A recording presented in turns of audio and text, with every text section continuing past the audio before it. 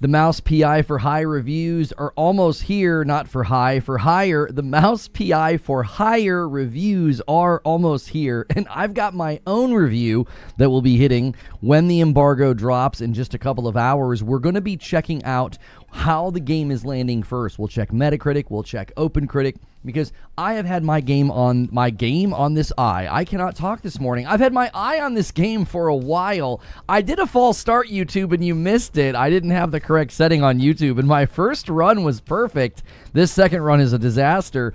But yes, I have had my eye on this game for a long time. The art style, the vibe. I mean, they got Troy Baker, for Pete's sakes. I really, really wanted to check it out. So I cannot wait to share my review with you guys. They were gracious enough to send me a second code because the PS5 codes were taking too long. So it will be a review in progress because we got about 8 hours in it, because they did send me a second code on PC so I could basically jump in and spend some time with it. So be sure to check out my review later. We will be checking out the Metacritic, the OpenCritic. We will be checking out all of the various reviews, the highs, the lows, and the in-between.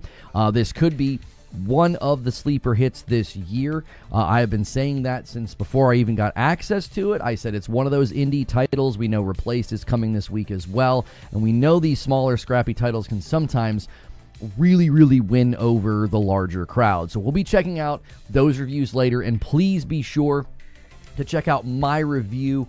That will be linked below. We'll put it in the description. We'll put a comment, all of that. So if you're watching this later and you just wanted to hear the talk show, because there is a lot going on in gaming news that I'm sure we can kind of bat around while we wait for the embargo. So that's going to be in about an hour and 45 minutes when the embargo drops.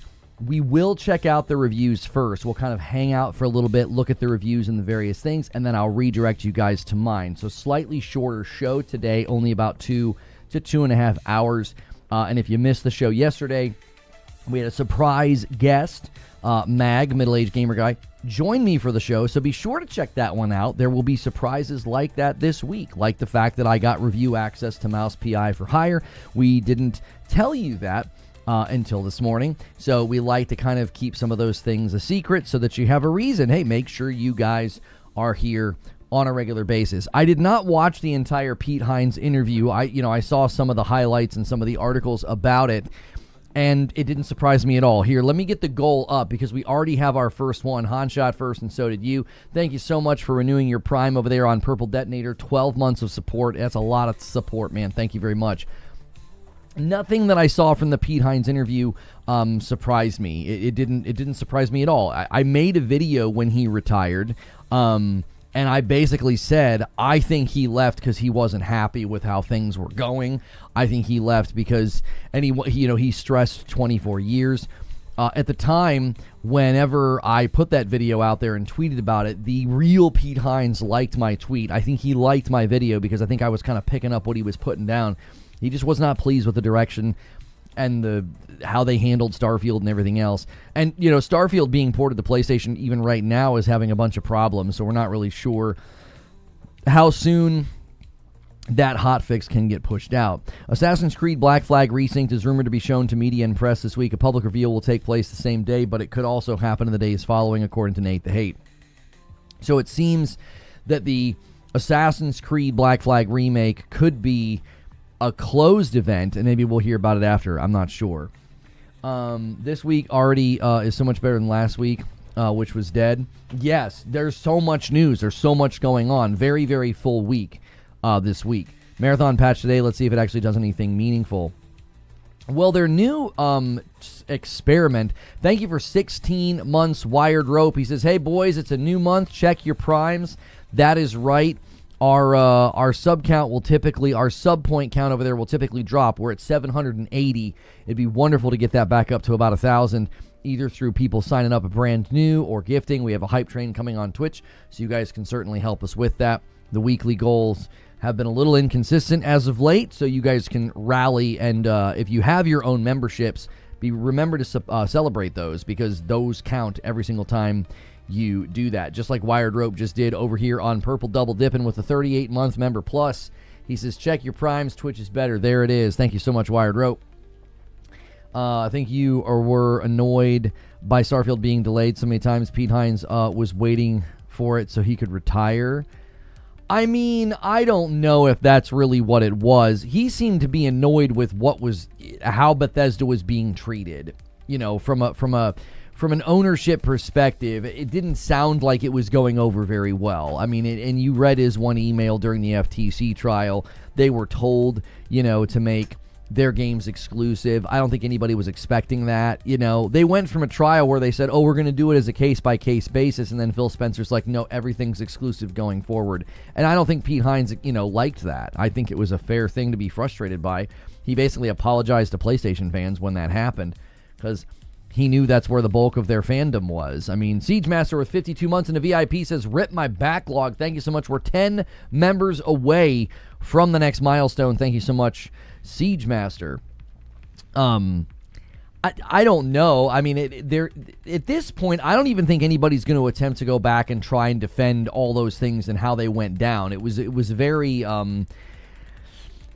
disruptive. I mean, I think it's pretty undeniable that, you know, what happened resulted in, you know, probably a lot of internal consternation and frustration at Bethesda to feel like, oh, we're going to do this case by case. I mean, in my video about Pete Hines retiring, I went back and read his address to the public and the fans and Todd Howard's address to the public and the fans when they announced the acquisition.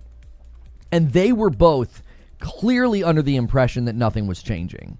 That was the impression they were under. They were under the impression that nothing was changing. Everything was staying the same.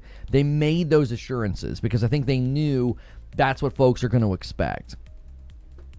So it's not surprising that that was their expectation, and then that expectation changed. And when after that expectation changed and they were basically told, yeah, everything going forward is, you know, is going to be exclusive, then it's not surprising at all that there was probably immediate, you know, a rift and it probably felt pretty tense. Yo, what's good, Raphael? Good morning, everybody, guys. Welcome on in. We're going to be doing a waiting room for the Mouse PI for Hire reviews. I do have one that will be going live. Do me a favor as you come in, hit the like button, say good morning, spam an emote, something, and Joker Quinn's going to gift a member. Thank you so much, and get us to 116. And guys, if you take a quick second to, there's all sorts of news topics going on, so if there's anything you guys want to talk about, we don't really have an agenda this morning. You guys can largely drive the agenda with questions. If you've seen something in the news, there was a handful of things. The leaked data from Rockstar is now available to the public, and it's not that interesting. I thought it was pretty telling that PlayStation 5 and PlayStation 4 in GTA Online had the PlayStation user base spends more in GTA Online than all of the other platforms combined. The PC slice is incredibly small. So the interesting thing about that, though, is that PC is still a huge priority for Rockstar. I think they know the initial sales will probably be very, very strong, as they were for GTA 5. They will be for GTA 6. But I don't necessarily know if that GTA Online spending has anything to do with like why they don't prioritize PC at launch. Have you covered Pragmata yet? I mean, we looked at the review scores yesterday kind of on the fly with Mag when he was on the show. Looks like Capcom has another potential Game of the Year contender in the mix. Pragmata, I told you guys after playing the demo, I was like, y'all, I did not expect to like this as much as I did. I really enjoyed it. So I'm very excited to dive into Pragmata this week. Yes, Replaced is today. We have a Mouse PI review that I'm going to be putting live in about 2 hours. It's going to be a little bit after the embargo because I want to look at the Metacritic and the OpenCritic with you guys and kind of gauge where we think Mouse PI is going to land. You know, with the public, maybe it gets into some contention for some awards because of, you know, indies and AA's continue to shine bright. So that will be today. So we won't actually be able to play Replaced today. I'm hoping to play it and maybe do like some first impressions with you guys tomorrow. And then we have another surprise tomorrow for you guys. So the surprise today is that I got a Mouse PI review. I didn't tell you guys that. We kind of kept that a secret. We kept Mag a secret yesterday. I have another segment tomorrow that we'll be doing, and it will be a surprise, so you'll want to be here. Alex with 43 months and a member plus says, I thought I heard you say that Fable was privately delayed, not publicly. Can you elaborate? As a Fable fan, this definitely looks worrisome. Thank you so much, Alex. Let me add to the renewal. So this is basically the claim about Fable. Jeff Grubb has claimed it was internally delayed. It's not been debunked. I think people are getting confused. Jeff Grubb did not say that it was delayed out of 2026. So when people are like, oh, the delay thing's been debunked, that was never stated. What Jeff Grubb stated was that what he was hearing was it had been internally delayed and they were trying to avoid GTA 6 and were eyeing launching after GTA 6, which means like what? Like December, which to me ain't a great time to release. Because there's also rumblings that GTA 6 Online will go live in December. That's a terrible month to try to launch your game if that's true. So Jeff Grubb said, he could see it slipping into 2027. So I'm not surprised it's internally delayed. I told you guys at the Dev Direct it didn't look even remotely close to being ready. And people are like, oh, it's not coming out yet. I'm like, yeah, but 6 to 8 months isn't much dev time. It looked like an alpha. Yo, Sean Torres says, let's go. Our boy got a review code. Happy 8 months. Happy 8 months. Thanks so much for renewing. You guys are a little ahead of the curve. You want to end the day at 200. We missed the goal last week. I'm in active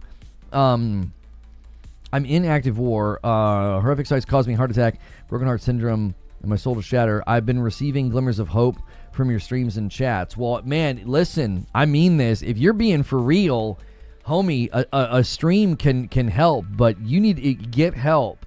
There is no shame in getting help, brother. Veterans are not,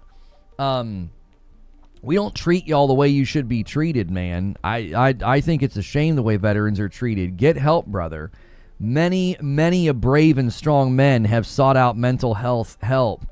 Don't think that you're somehow fighting this alone, my man. I mean that. There's guys in chat that'll tell you. I was in therapy with by myself, and I was also with my wife. We were in there for, I don't even know, we stopped going I think last year, like 7 years, till we kind of felt like, okay, we don't feel like we need to go anymore. SDO with 34 months, welcome back in. So I'm glad, listen, if my streams are helping keep the lights on, great, but if you need help, you need to seek it out.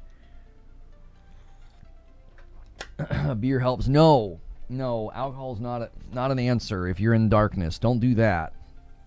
As a fellow disabled vet, I agree. Yeah, I think it's an absolute embarrassment the way we treat our veterans. You guys are not treated the way you ought to be when you come back. So, yeah, call the VA, man, today. I need you to commit to that, or at least tell us you're staying. Don't go, all right? Hey, don't get too low, man. It's for real. Ain't nobody ever been happy about that afterwards. Anyway, what were we talking about? Oh yeah, the internal delay with Fable. The internal delay with Fable just did not surprise me at all. It didn't. It didn't surprise me at all. It was like that Dev Direct was very controlled. It was very limited. All the clips were very quick, and the combat just did not look very good, I thought. So, how nervous are you about Mouse PI scoring well or not? I mean, I can't really answer that. I got review access MTO, so if I can't make speculations about the Metacritic score or the OpenCritic score, that's just not the right thing to do right now. So, I said before I had access, I'm quoting myself now, before I had access to Mouse PI, I thought it was going to be a sleeper hit, potentially sneak up on that Game of the Year podium, because we've got a lot of indie darlings this year. You've got I think Replace is going to be the media darling out of all of them. You got Mugenics, you got Slay the Spire 2, you got Mouse PI. I think it's in that group. Bro Sexy with 46 months in the VIP. Looks like a great week for new games. Sadly can't play Replace as I only have a Pro, but hopefully it won't be too long before it comes over. Plenty to play until then. Count it. I'm counting it, Bro Sexy. We're 5 away from the next milestone to 125. Who's going to steal it? Lono and Mag were the only ones who called it on Fable. Thank you so much, Red Bell, for doing 6 months of Prime over there, using your Prime over there on Twitch. I appreciate that very, very much. I don't know if we were the only ones, Chill Will. I feel like I saw other Xbox guys saying they didn't think the combat looked all that great. I swear I saw a clip of even King David being like, he didn't think that the combat looked very good. I think a lot of people, as the dust settled, re-watched the footage, and they were like, yeah, I don't know about this. And the 5 bomb from Wired Rope secures it for Purple. I now owe a member to Purple, and a member plus from Genshiro bumps it to 127. Thank you, Genshiro. Lono, when do we get the reviews? No timer. Oh, good call. Thank you, Sean Torius. Let's see here. Mouse PI reviews. What's today's date? Today is the 14th of April in the year of our Lord. And set, start, and show. There you go. We'll pull them up, and mine will go live shortly after. I wanted the chance to look at the Metacritic and the OpenCritic scores with you guys. Once the Metacritic is visible, I will be able to talk about the game with you. That will be happening in an hour and a half, okay? I can't really divulge how I feel about it. You know, all I can tell you is that it is, in fact, a video game. I've seen the game extensively through multiple creators. No one involved with that game is nervous, says Creature. Fable, I don't think he's talking about Fable. Zubair says, is Replace going to need much of a PC at all? It looked like it could run on integrated graphics. Yeah, I think Replaced is Steam Deck verified, is it not? I feel like I saw that tweet. Oh, Creature's talking about Mouse PI. Yes, he edited the review. I got to watch it this morning. Sometimes I don't get to watch them ahead of time. I got to watch it this morning. I thought it turned out very, very good. There are even elements from my clips and things that we couldn't even use just because we didn't want to, like, overstay the video. Rockin' Robin comes in with a 5 bomb over there on Purple as Purple's trying to run away with this one now, taking the lead with 13 members on the day. That is so generous, Rockin' Robin. Reach level 2. Oh, if you guys can get the sub train to level 2. Oh, no. Okay, we have a sub train on Twitch where the subs are 35% off if you do 5 or more. So if you guys typically go crazy on YouTube, now's a great time to go crazy on Twitch because it'll be cheaper for you to do that. What about Windrose? I have not had a chance to do or look at much with Windrose, but I am hearing good things. How did Mouse PI run? Again, I cannot answer questions like that pre-embargo. That's in bad form. I don't think they would care, but there is a section of the video that speaks to, you know, any kind of issues I may have had. That is in the video. You'll have to watch my review in an hour and a half. I'm hyped now based off of Creature's response. He's not easy to please when it comes to gaming. I'd like to see more about Pragmata. I like the combat, but I'd like some exploration etc. Sci-Fi Nerd comes in with 41 months. Thank you so much for 41 months over there on Purple Mr. Sci-Fi. Thank you, Snake Eyes, for a 7-stream streak. Hilly, you also hit a 7-stream streak earlier. I appreciate that very, very much. Will you play Replace today? Unfortunately, when we get a review like this and we have a review embargo with Mouse PI, I don't want to step on that. And sadly, that's the way YouTube works, is that if I boot up and go live with some Replaced, we could potentially really, really hurt the upload. So we kind of have to play a little bit of a careful game today. DK Baker with the gifted member to 134. What I was going to do is I was going to play it while I was in Green Room. That's a great reason to become a member, a great reason to be in Green Room. You can watch me play it in there. It won't be the best through Discord, but... And then I was hoping to do some first impressions tomorrow about Replaced. As I played the demo and thought it was magnificent, I thought this is going to be the indie darling this year. You got to beat Maddie Plays and Dreamcast Guy. They hit the upload button within the second. Well,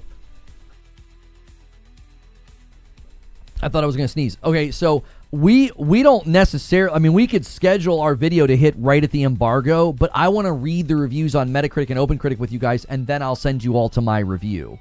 So, could you not do Replace for a Saturday stream goal?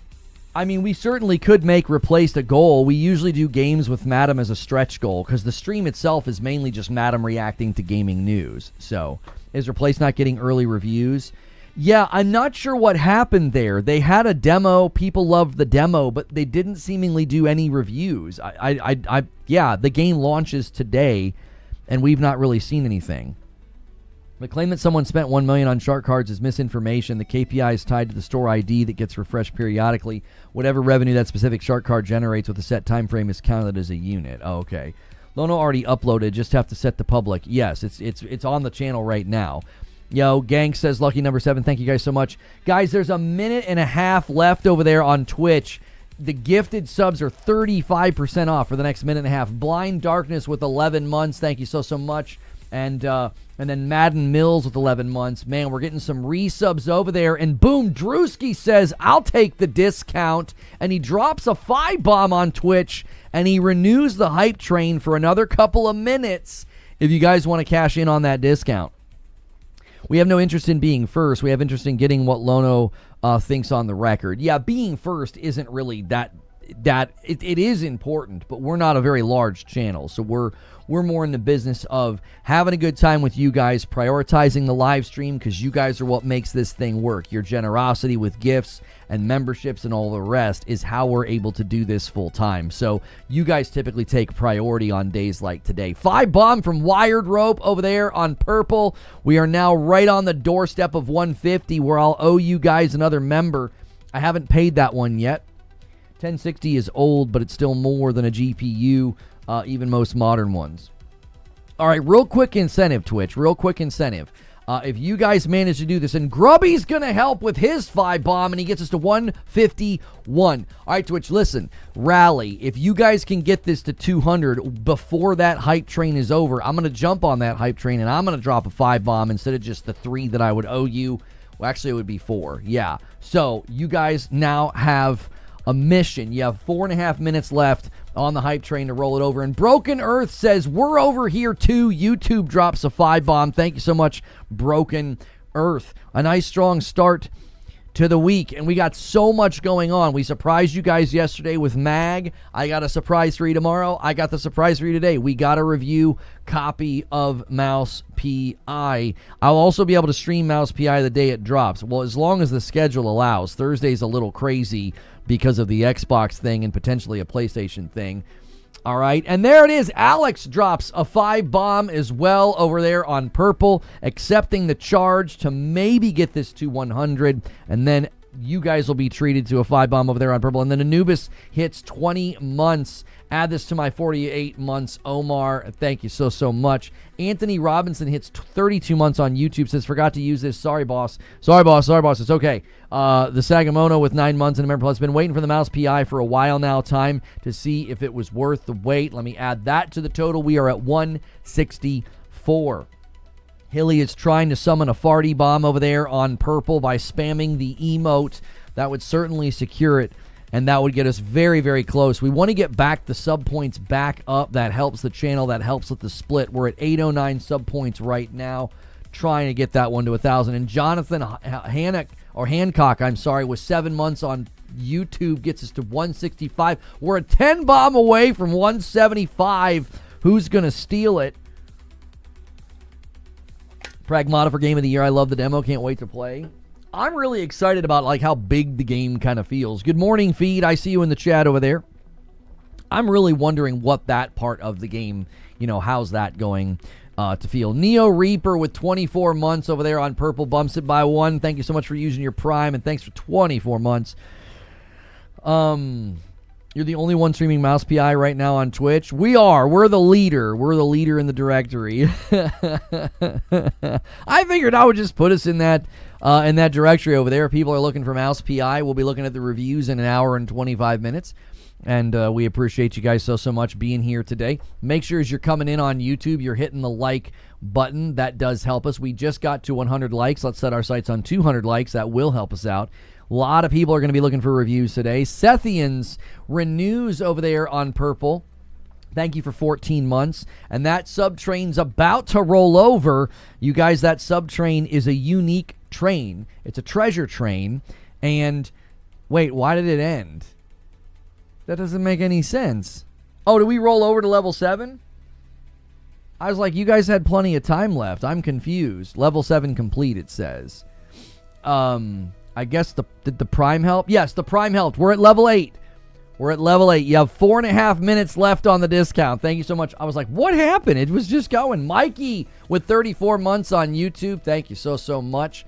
And gets us to 168. Mikey says, much love, Lono. Keep up the great work. Also celebrating that I finally got the Returnal Platinum last night. It took me 86 hours. I'm Saros ready. Hey, you got it faster than me. I wasn't going for it. I've got over 200 hours in the game. Congrats on the Platinum, though, Mikey. Did running Biome 2 backwards work for you? That one's really annoying unless you got it by luck. Have you seen Defizzle was error-coded 4 times since reset because of how long matchmaking times have gotten? Thank you for the $5 super chat from Neo Reaper. Yeah, I believe Marathon's been hitting, I believe they've hit a new low. They hit a new low over the night Sunday, and then last night they got as low as 6,597.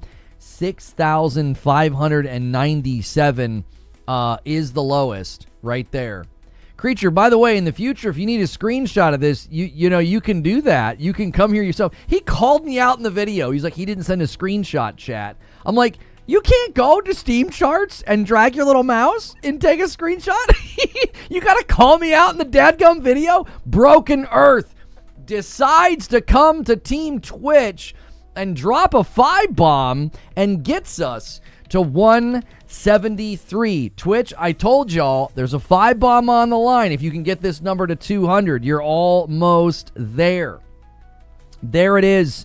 The Malice one comes in with a 5 bomb over there on Twitch and gets us to 178. Oh, we're so close. Creature says nope. He's like, I'm not going and getting a dadgum screenshot. I was waiting for a timed room with the glyph on the side that kept me waiting to finish the Biome 6 survey. Oh, you were waiting for a timed room with the glyph on only one side that kept... Oh, okay. And one comes in from Broken Earth over here on Team YouTube and gets us to 179. You got to speak to an exact time, an event. You better screenshot it. Well, I said it was a record low. The game, it just had happened. You just had to go to the recent week. Hawk with 12 months over there on purple uses his prime. Broken Earth uses one. I know what you were trying to do. Broken Earth was trying to set up the 20 bomb. Twitch, you've got to be the one to hit this. You're at 98% on the hype train, and you got a 35% discount. Let's start the week and the day right. We're going to be well ahead at 200. And a treasure train has rolled over. Thank you to Tarantino with 8 months over there, renewing their prime. Thank you, Tarantino. Losing 75% of your player base in a month is crazy. Well, you can't count right now. It's Tuesday, Omar. I mean, at 979. Unless you're referring to I'm not sure what you're referring to, the 22,000 peak. Mouse PI for hire will smash Marathon on sales. I mean, I don't know if they're necessarily comparable games, but okay, that's a prediction you can make. Sure. That's every week. Ain't it record low? Yes, every week they've hit new lows. Yes. It has not. The decline has not stopped. I watched a clip of Shroud talking with the boys over there at Drop Frames, and he said he felt like it had stabilized, and I was like, no, it hasn't. It has been nothing but decline since launch. It has not stabilized. And that is the concern. So, is Mouse PI an extraction shooter? No, it is surprisingly not an extraction shooter. Omar's highlighting the 22,000 peak in the last 24 hours. He knows that there's maintenance. How much is Mouse PI? $3? I'm actually not sure. The Second Love jumps back in with 10 months. That's a whole lot of months. Boom, we're at 183. All right, Twitch. Thank you, Louie, by the way, for that renewal. You guys have 3.5 minutes, Twitch, on that train. If you guys want a 5 bomb for me over there, you've got 17 members to go. So close to clearing Biome 4 last night. Oh, man, Biome 4 giving you trouble? Biome 4 is like my favorite, but it is tough. It is. I also skipped the boss when I was grinding for the weapons because there was no reason to fight him. They did a trailer last night for an upcoming buff in Marathon to one character, and the replies look like superfans, all very weird and red-like bot marketing. They were definitely... I'm not going to say anything. Biome 5 is the worst. Yes, Biome 5 is an absolute brutal tour. I mean, it is the toughest in the game. It is the toughest. It's 25 pounds, so probably $30. Well, here, I'll have to go incognito because I already own the game on PlayStation and I already own the game on Steam. It says it's been announced. Why can't you buy it on PlayStation? Man, listen. That's such a mistake to not let folks pre-order. I mean, I guess I respect it, but like, why would you not let folks pre-order it? Louis Love comes in with 33 months, doubling down on my YouTube, and boom, we're at 184. It's $30 for Mouse PI? Okay. Biome 5's a meat grinder. It really is. How can you skip bosses? Once you've beat the boss, you do not have to fight the boss again. Like in Biome 4, if you've beat Biome 4's boss, there's no real reason to fight him unless you really want the ether. I mean, I think they drop items too. Like they drop a single item and you get like 5 ether. It just isn't worth it if you're trying to get to Biome 6 to beat it. There's no, I don't think it's worth it. You end up spending a lot of blood and treasure in the fight. Unless you're God tier and can do the fight without taking any damage. You know, I think Biome 4's boss fight is fun. It's not super challenging. But if you're trying to get through 5 and 6, I wouldn't fight Biome 4's boss. If you beat him once, you get to his room where you can hear the organ. And you're down at the bottom and you just go left or right, whichever biome you want to go to. You can jump right to 6 or 5. If you're going to go to 6, it's worth it to go to 5 first because there's a shop right there at the beginning, and then you can jump to 6. Every biome is giving you trouble. Some of that is, it's generic to say. Some of that is skill issue. All right, Twitch, you have a minute left on the hype train. I have a 5-bomb on the ground for you to pick up if you want it. If you guys can get us to 100 members, you're going to have to hurry. You need 16 members to get there. I'm on the last episode of Alan Wake. The game is split into 6 episodes. Got to wait until after work to finish it, though. Got to see how this ends. They're all pretty. I dropped it at Biome 3, but we'll come back at some point. Lono, where's our Reforge no damage run? I don't think a no damage run in Returnal would be very fun. Your video helped me beat Returnal. I love that game now. I appreciate you saying that, and I'm glad that it helped you. 10 seconds, Twitch! Looks like you guys are not going to do it. We had a nice run, though. 35% off. We got all the way to level 9 on the hype train. Excellent run, boys. I thought it was a secret. I didn't know. I'm stuck on 3. I mean, there is an element of skill in the game. Like, you just have to get better. Your instincts to dodge have to get sharper. You've really got to use your radar. You know, we got 52 subs on that train. Thank you, boys.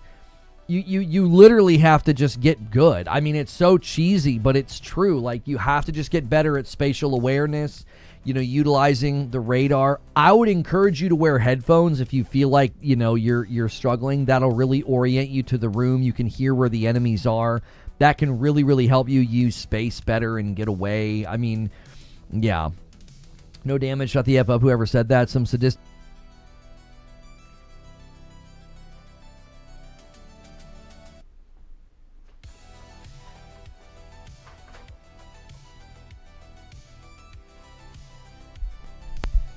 Okay. My AT&T just straight up went down, boys. Just AT&T is down right now. So I had to switch to... I just switched to my Spectrum. So just tell everybody to refresh in chat. Yeah, AT&T's just down. That almost never happens. Because it's fiber. They must be doing maintenance or something. That's why I have 2 internet providers in my house. I have 2 internet providers in my house. It's just like I just went over... and I just swapped the cable. I did get a phone call right before that happened, so it's possible that maybe they're doing maintenance in the area or something. Maybe they were trying to call me. 54 months from Egnarts. Let's get it back on track, boys. Thank you so much. That's really, really going to hurt us on YouTube especially. So I need everybody right now to band together and go crazy on the likes. You can chat. You can do all the things, and that will definitely help us. Did it start a brand new stream on Twitch, or did we maintain our stream? It has reconnect protocols that are supposed to help when that kind of thing happens. So, it maintained it. Okay, good. Yeah, sorry about that. I don't have any control over that. They might be doing maintenance in the area or something. So, yes, we need your help when that happens. Try to get us to 200 likes really, really quickly. And thank you so much, the Big Pack fan, for 9 months and a Member Plus, getting us to 186. Likes help, chat activity helps, member bombs help, anything on YouTube to turn this around, because that they're going to view that as a huge viewership dip. It looks like it's already back online. Like the light on the modem is now lit up. So it might have just been a quick reset.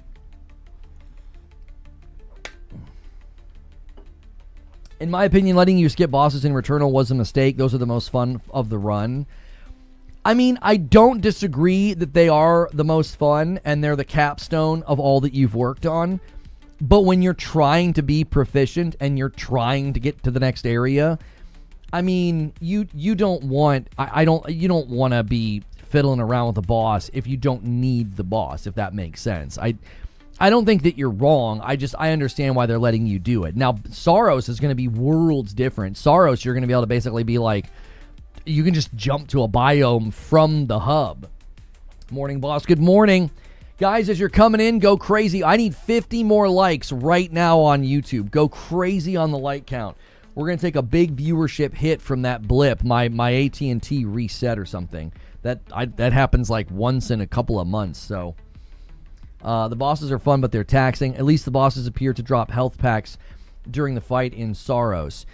Yeah, Saros does seem to be, a little bit softer around the edges. I don't know. I think it's going to be intense. I warned Mag about that yesterday. I was like, it does look more approachable. It does look like they thought about making meta progression more obvious. I said, but... I think it's going to be more intense. I don't necessarily think it's going to be like a walk in the park. I'm watching the gameplay as like a 200-plus hour Returnal veteran, and I'm like, I don't think y'all know what you're about to get into if you think Saros is going to be easy. It looks more intense to me. I have played every nook and cranny of Returnal, and it's like, these fights in Saros look kind of bonkers. So, buckle the frig up. I know Starfield didn't have the greatest reception, but I'm absolutely loving it, says Joker Quinn. I'm immersed in the story, and you love doing side quests. Starfield is one of those games where, like, if it speaks to you, you really, really understand its language and have a good time. But I also think it's rare for people to feel that strongly about it. It just did not do very well in that department, and, it's unfortunate. Saros will still kick your teeth, and it might let you keep a few of them to chew your food. Not in Returnal, though. That's right. That's right. Starting to regret my Saros pre-order, hearing good things about Starfield. I mean, you could obviously play both. Saros is, like, a couple of weeks away. I don't know if I would compare those two, though. I mean... You can obviously play both. Starfield's been around for such a long time. I don't know who you're hearing good things from. The user scores are not great, and they're having issues with crashing on the PlayStation. I don't know. I think the user scores on PlayStation are better than they were on, like, Steam, but I don't know. Starfield's one of those games where if you like it, you really like it. And then everybody else is just kind of like, no. You know what I mean? What good things did you hear about Starfield? My newsfeed and yours need to meet. Yeah, I'm not sure what he's talking about. I have Returnal Platinum. Bring on the Saros Pain. Got him. I feel evil. Wait, that was bait? I mean, I said you could play both. That doesn't really feel like very good bait. It's like you could obviously play both if you want. I don't really see them as competing with each other for attention or style or anything. Starfield's having crashes, but content-wise, people are happy. Waiting to start Starfield until after the crash fix comes out. It seems tied to something with frame rate. It's very interesting. It looked like there were reports of, like, uncapping the frame rate or something is what's causing it. I'm not quite sure,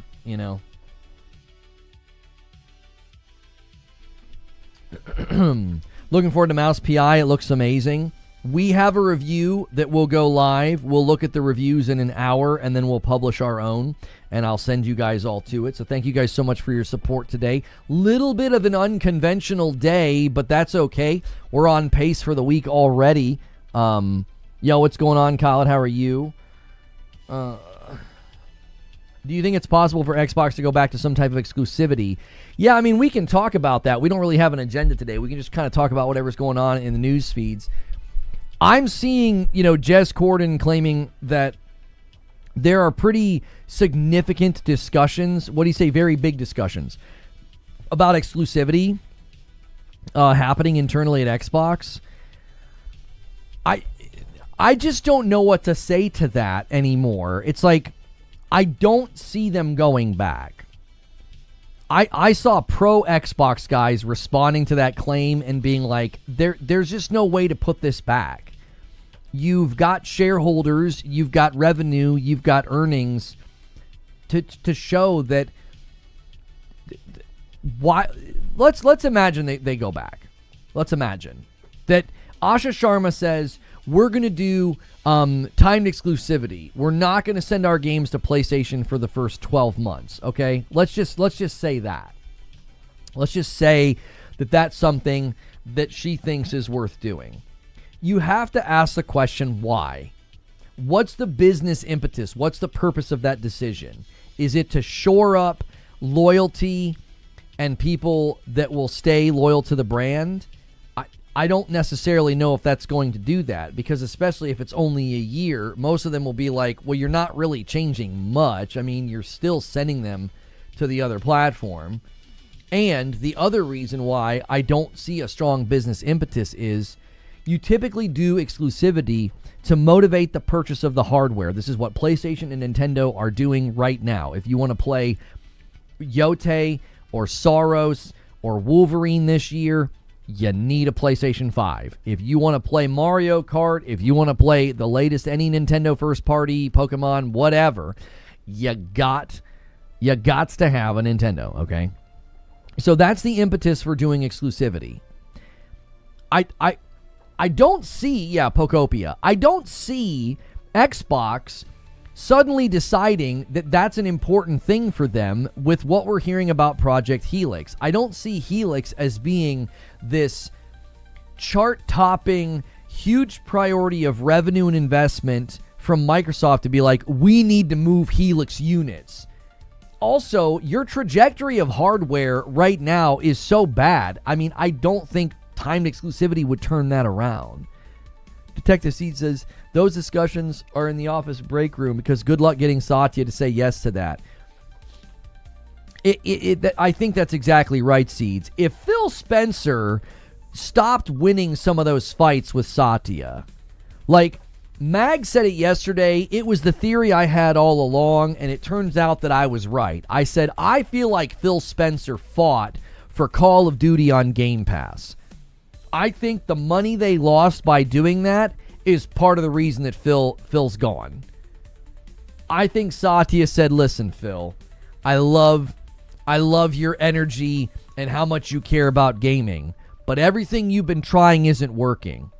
Phil is the one that told ZeniMax everything would be exclusive. After telling the regulators they'd do case by case, he says ZeniMax property, even future property, is exclusive, to the point that Tim Stewart, the CFO, said, wow, he was not expecting that. That was a bit of a shock.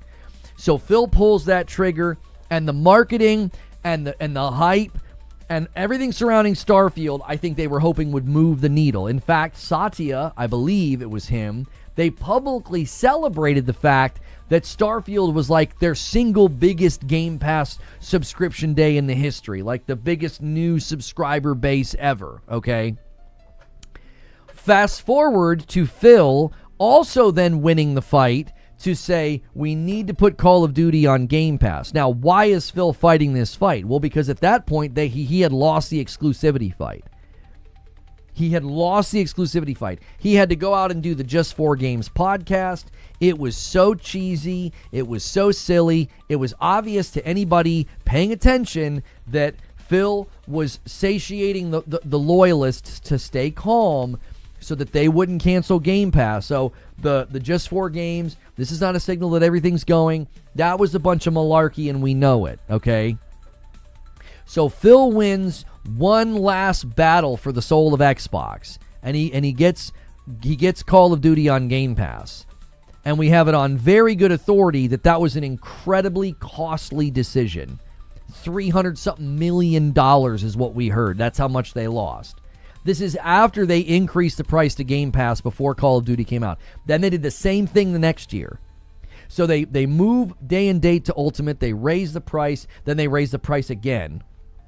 And now we have reports coming out that Game Pass is too expensive according to Asha. They had to increase the price because of Call of Duty. And by increasing the price because of Call of Duty, you now have consumers basically saying this is too expensive. Like, I don't know. Maybe all of us who said that Game Pass wasn't sustainable and there was no way you can turn a profit when you're taking games like Call of Duty with a massive production budget and marketing budget and you're throwing them on Game Pass and raising the price, that the math doesn't math. It's not going to work. It's not sustainable. It's almost like Xbox is now admitting that it's not sustainable, which is something many of us said for years. It's interesting how that plays out. So now, if you're going to be taking Call of Duty off of Game Pass day and date, and you're going to be coming up with like lower tier prices of Game Pass or whatever it is they're going to try and do, I think day and date's hanging on by a thread, by the way. Call of Duty's not the only game that they're looking at and thinking, good golly, some of these games have been in production for how many years and you're going to throw them on freaking Game Pass day one? Like, I don't think Microsoft's thrilled about that idea either. Call of Duty's just the brighter star in the room that you lose the most money on by doing that. So, if that's what's happening right now, they're sort of internally trying to figure out the future for Game Pass and the future for how can they make this business make sense so that Microsoft doesn't finally cut that tether cord and just shut it all down, which I don't think they're going to do. They own too much property now. They own too many studios. They could certainly shrink the division significantly in the coming years if they feel like that's what's necessary. But in the midst of that conversation, I could see them having conversations about exclusives, but I could also see them coming to the same conclusion that, like, exclusives don't fit with anything that we're doing now. We're not going to be mass producing a subsidized console to try to get, our hardware situation to turn around. The hardware situation is done. It's cooked. You lost last gen. For the last 6 years of this gen, it's been nothing but decline. You got beat 3-1 this time. There's 90 million PlayStations out there, and there's 30 million Xboxes out there for this gen. So, the only thing I could see them do is say, listen, we want Xbox to get priority, so they do some type of timed exclusivity. But the problem is they'll do that a couple of times. They'll see the impact it has on revenue and sales, and then you're going to have shareholders to answer to. You're going to have shareholders to answer to. They're going to be like, what are you doing? Why are you leaving money on the table? Why? I mean, look at the breakdown of spending in GTA Online. The PlayStation 4 and PlayStation 5 user base dwarfs the rest of the pie chart. It's like, that is a platform that spends money. Somebody this morning said, this is a weird flex. I'm like, I'm not flexing this. I think this is incredibly telling. From a business analyst standpoint, this is the Grand Theft Auto Online spending pie chart. So if you look at the orange slice and the blue slice, the dark blue slice, that's all PlayStation. 64% of this pie is a PlayStation user base. And that little teeny purple slice is PC, and then Xbox is like the sky blue and the green. And I said, this is very telling. This isn't a flex. This is a business reality. This is like market analysis of spending. Like, people think that you put something up like this and you're like flexing. Like, why would I flex that the PlayStation user base is spending more money? That doesn't matter to me. This is informative to where companies are going to focus their attention. They're going to focus their attention on the platform that's spending money hand over fist more than a larger potential player pool. PC is a much larger potential player pool, and then Xbox obviously isn't. But where'd this data come from? From the Rockstar hack that happened.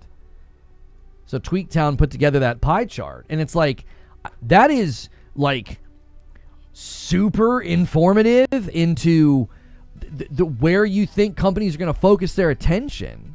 So imagine that you're Xbox. Imagine that you're Microsoft and you see that spending reality.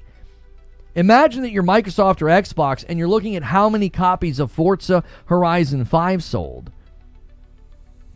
Why would you do? They're not going to do exclusives. I don't think so. I don't think Microsoft is going to be like, oh, no, that makes perfectly good sense. Let's do exclusives because, we want to sell an expensive, $1,200 PC hybrid.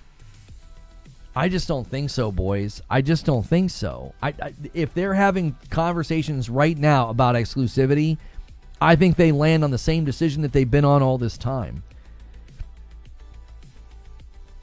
It would be so bizarre. Now, I believe it was Moore's Law is dead. Somebody pointed this out. And if you guys are just tuning in, we're going to wait about an hour now for the mouse PI for hire reviews to drop. While we're waiting, do me a quick favor and hit the like button. I have a review going live today as well. I got a review copy of the game. Moore's Law is dead, I think, was the one that observed that, nobody from Microsoft will confirm whether or not you can get Steam on the Helix. I mean, let's imagine that reality where the Helix is a premium priced console PC hybrid that you can't put Steam on. What in the frick is the point of it then? What's the point of it? Why? If it's not basically a PC so that you can put Steam on it, then what makes it a PC? How is it like a PC then? Oh, you can interact with the Xbox store? Do you mean like I can do that on a dadgum console? What's the point of the device if you can't use Steam? It's not a PC hybrid anymore. It's a PC that emulates Xbox. What the frick? It makes no sense without Steam. It just doesn't, which in and of itself is something weird. I talked about this with Mag yesterday. I talked about this many times. I'm like, I am buying Project Helix for another company's storefront. I'm not buying Project Helix for Xbox. I'm buying it for Steam. I want Steam in my living room. I know it'll be a powerful device, and I want to be able to play games like Slay the Spire, Mugenics, and other games that come out that are PC only when they first come out. It's not fun to wait. Sometimes you just really want to grind and, a little indie game. Like when Deep Rock Galactic Survivor, there was a time where it was only available on PC. It was so fun. I put 16 hours into that game. I actually had a rig in the living room because I wanted to play it. A lot of these things that people like Xbox loyalists are holding out hope for, homies, I'm here to tell you, there's no calculus that gets you there. There's no calculus that gets you to the Helix having no Steam, no ability to install Steam, and then a return of Xbox exclusivity. There's no calculus that gets you there. There just isn't. It doesn't make any business sense unless there is some secret hidden plan to release some type of console that is subsidized and affordable, and it isn't the Helix. Helix versus Steam Machine. Why are you getting the Helix over the Steam Machine? Well, I'm going to get the Steam Machine because it sounds like it's going to come out first. It looks like we're going to be able to get them this year from what we're hearing. It'll also be, not too expensive.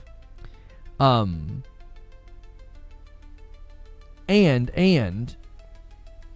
I want the Helix because it's going to be stronger. The replaced reviews dropped. I want to just make sure. I wouldn't be surprised if a bunch of people misfire and push out their mouse PI reviews. Okay, no one has. Okay. Replaced only has 8 reviews. It looks like it's not shaping up just yet to be the indie media darling. It's got 8 critic reviews and it's only got an 82. It's got an 88. It's got 1 mixed review that's pulling the score down. Hang on a minute. It's so easy for that to happen. This guy, Game Liner, says, Replace is a pixel perfect for players who want to immerse themselves in a rich, atmospheric cyberpunk world, yet they push it to the brink of being enjoyable. It's a bit of a shame. It's only a few tweaks away from greatness, but right now it doesn't quite get there, with slow pacing, sluggish gameplay, and a narrative that doesn't always hold up. Add to that a fair number of bugs, from gameplay glitches to progression blockers, and it's best to wait a few months. Well, that's going to be really unfortunate if a game that was looking like it was going to be the media darling to have bugs and glitches. Like, well, just delay your game. That's a 3 out of 5. It's probably a 3 out of 5, right? And then it hits the aggregate and it tanks the dadgum score. Yeah, it's Dutch, so it's probably 3 out of 5. Yep, right here. 3 out of 5 stars. Yeah, and that's the problem, is a 3 out of 5 in this guy's mind doesn't necessarily mean a 60%, but it comes over here to the aggregate of Metacritic, it hits as a 60, and it tanks the dadgum score. It's sitting at I mean, look, it's basically got an 88%. You got one score in the mix pulling it down. That's why the Metacritic and 3 and 5-star rating thing drives me freaking crazy. It's like a game that should be right now looking very impressive doesn't, because of one review. That's just irritating. It also is irritating that it sounds like it could have been avoided. It sounds like bugs and glitches were the main reason that person didn't give it a super strong score. What games has bugs and glitches? Apparently Replace does. Yo, G Deezy says, thanks for the streams, brother. Thank you for watching 30 streams in a row, G Deezy. That's freaking amazing. Guys, we need 25 more likes on YouTube to get to 200 likes. I appreciate it so much. We are going to be looking at the Mouse PI for Hire reviews in about 50 minutes, a little under an hour. Wouldn't give much weight to Metacritic reviews. Many of the standouts this gen haven't been driven by Metascores.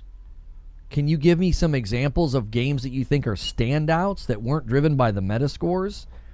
All the ones I think of as are standouts were like at the top of the charts and got a ton of awards. Maybe he's the only honest reviewer. No, it's not that he's the only honest reviewer. It's the fact that they do a 5-point scoring system in other countries. And 3 out of 5 stars for him is like a perfectly fine score. He's like, yeah, this isn't a bad game. It just has some issues. And then it hits Metacritic and it's a stinking 60. That's going to yank the score all the way down. There's only 8 reviews so far. It's also unfortunate that they could have just waited if they have issues. DK Bager with the single gift that gets us to 187. Thank you so much. Stellar Blade, of all the popular Steam indies that get super popular. Schedule 4, for example. So you think Schedule 4, like as cool and charming and as fun as it was, you think it should have been like at the top of the Metacritic charts? Like, I don't know. All right, more reviews for Replaced have come in. It's now sitting at an 80. Another mixed review dropped. And it's another 60. And it's probably a 3. Yep, another language. I'm going to scroll all the way down, and I bet you it's 3 out of 5 stars. No, they just flat out gave it a 6. Jiminy. Hang on. Let me refresh this, and let's see if we can't translate. Beautiful graphics, beautifully created locations, atmospheric and interesting world, catchy music, and intriguing starting point. Cons: it develops too slowly, heading towards an uninteresting finale. Persistent control and level design issues and platforming challenges. Combat quickly becomes tedious, and by the end of the game it's just tiring. Frustratingly uneven difficulty. A lot of minor flaws. I will say, after playing the demo, my one concern is that they wouldn't evolve the combat enough. Like, I thought the combat was great and serviceable, but it was almost like, if this is all you do for the entirety of the game, it will get old pretty quickly. I just assumed, since it was a demo, they were giving you just the beginning, and you're like, oh yeah, it'll definitely expand.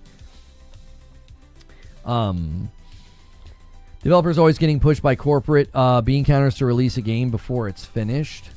I'm curious, are you just saying things hoping, for a reaction this morning before actually knowing anything? Do you even know who Replaced publisher is? It's Thunderful Publishing. Thunderful Publishing publishes games like Planet of Lana 2, Viewfinder, Lost in Random. They don't strike me as a company that like forced them to release this before it's ready. In fact, they did a delay. Replaced literally did a delay this year. You're just saying stuff to say stuff. You're just talking junk. Lono's disappointment is immense and his day is ruined. Well, here's the thing. I was going to give Pragmata my full attention this week anyway, along with Mouse PI, because there's no cross-save in Mouse PI, so I'm basically going to have to like catch up to where I was on console, so that way I can play Mouse PI in my living room.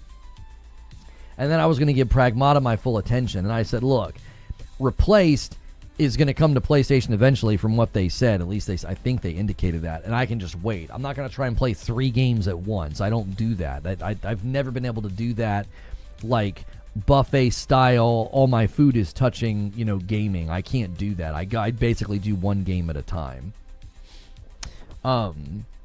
So I'm bummed that they're getting hammered, it seems. Well, not hammered, but their score is dropping. It seems because they didn't quite have the game ready.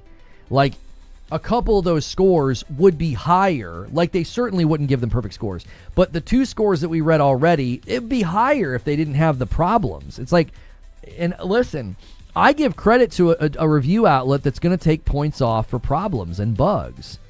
I 100% think that you should. I get frustrated when games like Jedi Survivor and other games get a pass for just clear and present performance problems and bugs and glitches. I think that you should take points off for that. I think sometimes review outlets are hesitant to do it because they're like, well, they could fix this with a day 1 patch and then my score is going to look stupid. And it's like, listen, I get that. I know it's a bit of a catch-22. I totally get it. 5-star ratings should be banned or required to be adjusted by the reviewer for Metacritic.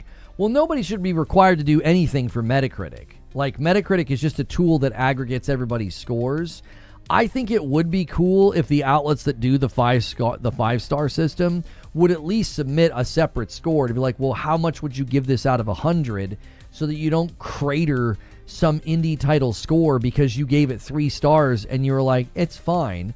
Well, yeah, that's probably like a 75, not a 60. You know what I mean? Like, do you really think the game is 1 point away from a failing grade? Like, I don't think that person would say that. It's just the 5-star rating is very common in like European countries especially.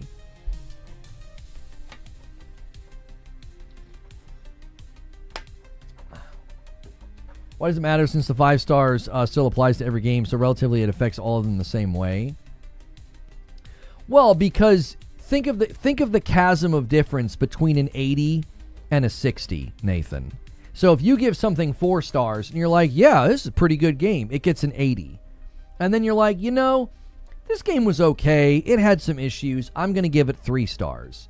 And it gets a 60. There's an enormity of difference between a 60 and an 80. Like, that, I think, is the problem.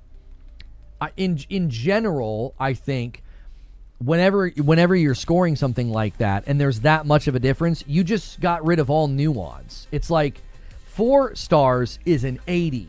And then this game's score would be perfectly fine right now. It would have like an 85 or an 88 on Metacritic. It would have a very good score because it would have an 80. You drop it from 4 stars to 3 stars, and instead of giving 80, it gets a 60, and it just pulls the score down. And it's like, that's kind of dumb. A D- versus a B- is a very big difference. That's exactly right. Bring home a test with the B- versus a D-.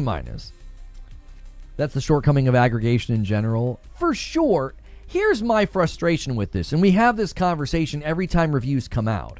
Why is everybody that gets to contribute to Metacritic just ignoring this?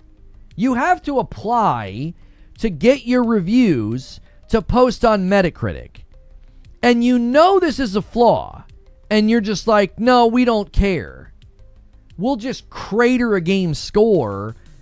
Do you see why I'm frustrated by it? It's like Metacritic doesn't go and grab your score without your permission.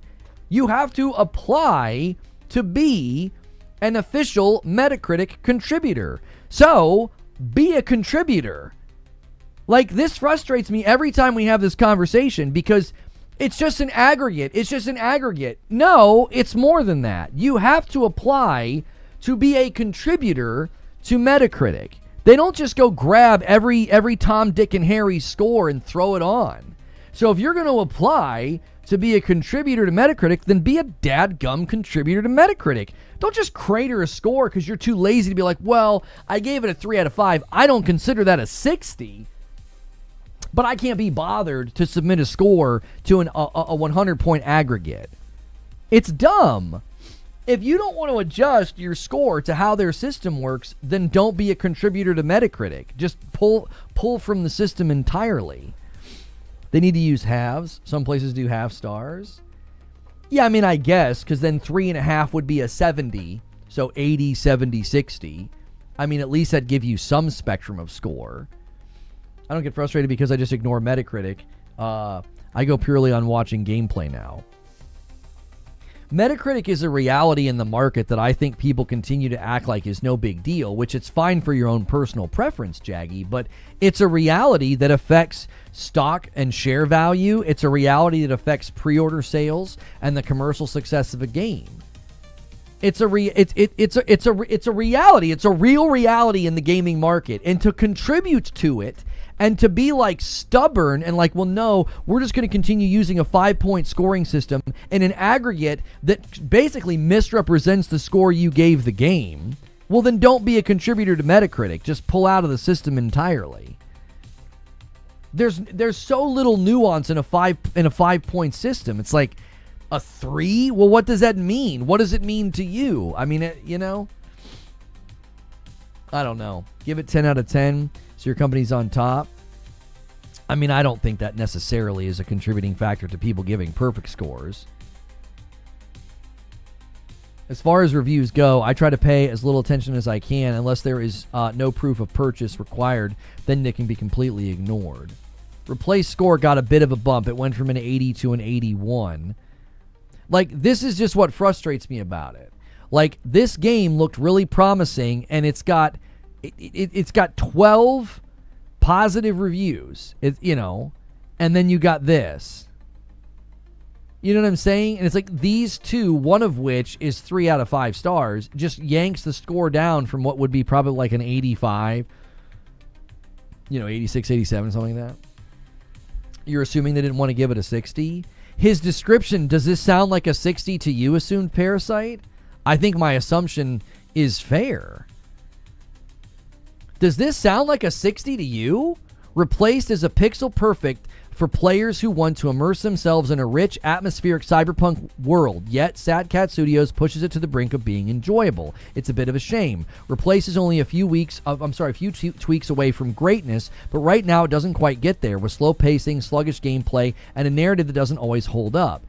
So it's a few tweaks from greatness, and it's a 60. You see what I'm saying? This doesn't read like a 60. This reads like they could push out a couple patches, and this would be a very, very great game.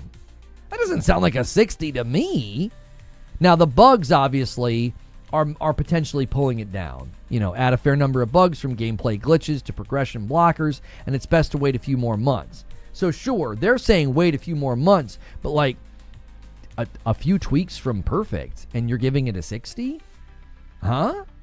Not from perfect, but from excellence. It's like, wow, okay. Who pre-ordered Pragmata? I mean, I'll probably pre-order it just so I can pre-install it. I don't necessarily care about the pre-order bonuses. I haven't really looked.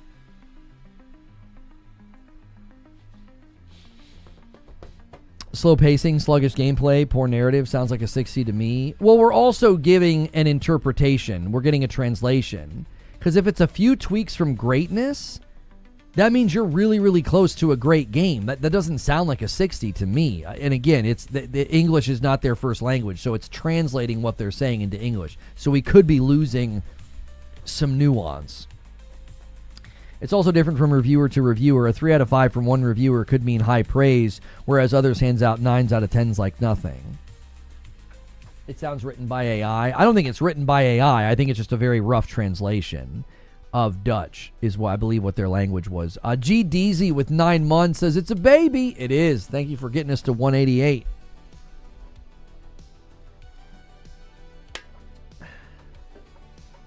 Valve engineer improves memory management on the Steam machine. This is good news for Valve. I knew it was you, Perfect Image. I knew it was you. I bet you this is an unconfirmed random. Well, no. Who is this? Where's their source? It's just a tweet. Valve engineer improves memory management on the Steam machine. Okay. This could say Valve engineer lands rocket on moon. We don't have no idea if this is true or not. Hang on. Somebody just did something. The Italian, thank you for 7 months over there on purple, getting us to 189.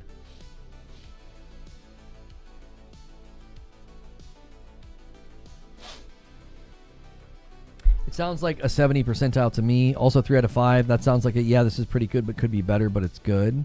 Right. They're basically saying if they did some patches and tweaks, this could be a 4 out of 5, which is a perfectly good score. So that again, that's the problem, is the chasm between a 3 and a 4 it isn't much. But when it hits the aggregate, it's a huge difference. It's the difference between a 60 and an 80. The person that did the VRAM improvement wrote a blog on it. That's what I'm saying. Then why not put a source? I can't stand tweets like that. It could be completely made up. There's no way to know what it is. It's just a random claim. Anyone play The Precinct? No.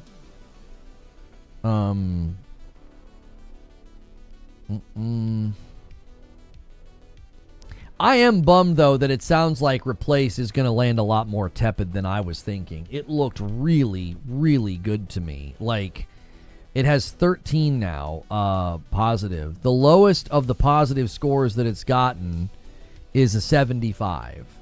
It's got a 75, 80, 80, 80, 80, 80, 85, 86, 90, 90, 90, a 90, a 95. Yeah, it's definitely heavily weighted in the 80s, and so it definitely isn't headed for it's not headed for Game of the Year nomination. I really thought it was going to be the darling this year. Those trailers looked ridiculous, and when I played through the gameplay, I was like, man, this is freaking dope. I still think it's going to be a great game. I still think I'm going to enjoy it. I thought it was going to be kind of like the media darling this year. It was going to be the one that people talked about like months later. Not just like everyone was crazy from Eugenics and Slay the Spire 2, and we've kind of moved on from talking about that.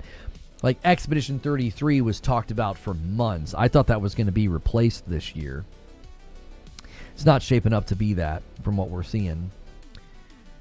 Still going to play when I get home? Yeah, I don't think we're seeing a score that says to avoid it. There's obviously two reviews that are saying it's got some problems that need to be patched. Everybody else is at like basically an 80 or higher. That's perfectly fine. That's not a bad score. I'm disappointed because I was kind of cheering for them. I was kind of like in their corner like man, you guys could take over this year. Everybody could be talking about your game. Replace is a visual killer, but the character control is too heavy and restrictive. I didn't feel that way when I was playing, but I don't know. Maybe as you advance in the game, it starts to feel like that. Sometimes like player movement can feel fine in the beginning. I've played games like this before where like they ask something of you that's like unreasonable. Like they're basically like, hey, these enemies in this area are super agile and fast, and you're just not. You know what I mean? You're like a geriatric against jackrabbits. It's like, well, this isn't fun. I think sometimes when the game asks speed and precision from you, and you don't feel equipped to be quick and precise, that can be frustrating. It can almost feel like they're tying a hand behind your back and telling you to jump rope. Should I wait for 1.0 Slay the Spire 2? Is Slay the Spire 2 in early access? I didn't even know that. I played it and had a perfectly fine time with it. I have played... How much have I played it? I played Slay the Spire 2 for almost 5 hours. Like, I've just poked around with it here and there, and, you know, if I got some time to kill, I'll do a run, try out a new character. So, yeah, it's in early access, but, like, I'll tell you what, I didn't feel like I was playing a dadgum early access game. I'll tell you that right now. I didn't feel like I was playing an early access game. It felt like a complete game to me. Maybe in early access they're tweaking balance and things, you know, with certain characters, builds, cards, enemies, or bosses or what have you. Yeah, I had a good time with it. So if you guys are just tuning in, we're going to be looking at the Mouse PI for Hire reviews very shortly here in about 30 minutes. We're very close to being on pace for the week at 189 on the members. Thank you guys so much for contributing today. Big numbers from Twitch, 54 to YouTube's 24. Thank you so much for that. Why don't they give us a date for Control? So my assumption with Control is this, and I wouldn't be surprised if it's teetering on getting pushed out of this year. And let me explain why.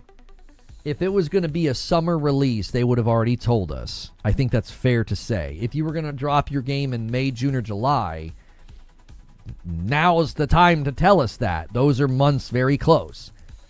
So it's safe to assume that we're going to hear the release date in June during Summer Game Fest at one of the events or something. Okay? So they're probably right now trying to crunch to make sure that game can land sometime in September. That is my assumption. They want to avoid October because they know that October is going to be a big ramp up, more than likely, from like GTA 6 marketing. October is also likely when we get a Call of Duty. That's a terrible month to try to land in. So they're probably trying to land in September. They're probably trying to avoid Wolverine as well. Wolverine's like early September. If they can't get Control Resonant out in like the second half of September, they may bump it because they're going to get drowned. Like, no one's going to pay any attention to you. If Call of Duty and GTA 6 are out and you try to drop in like December, there's also the likelihood that like December is when GTA 6 Online hits. Darth Nihilus gets us exactly a 10 bomb away from 200. Who's going to take the milestone? I do owe Twitch 3 right now. Maybe Control shows up at the third party say to play with a release date.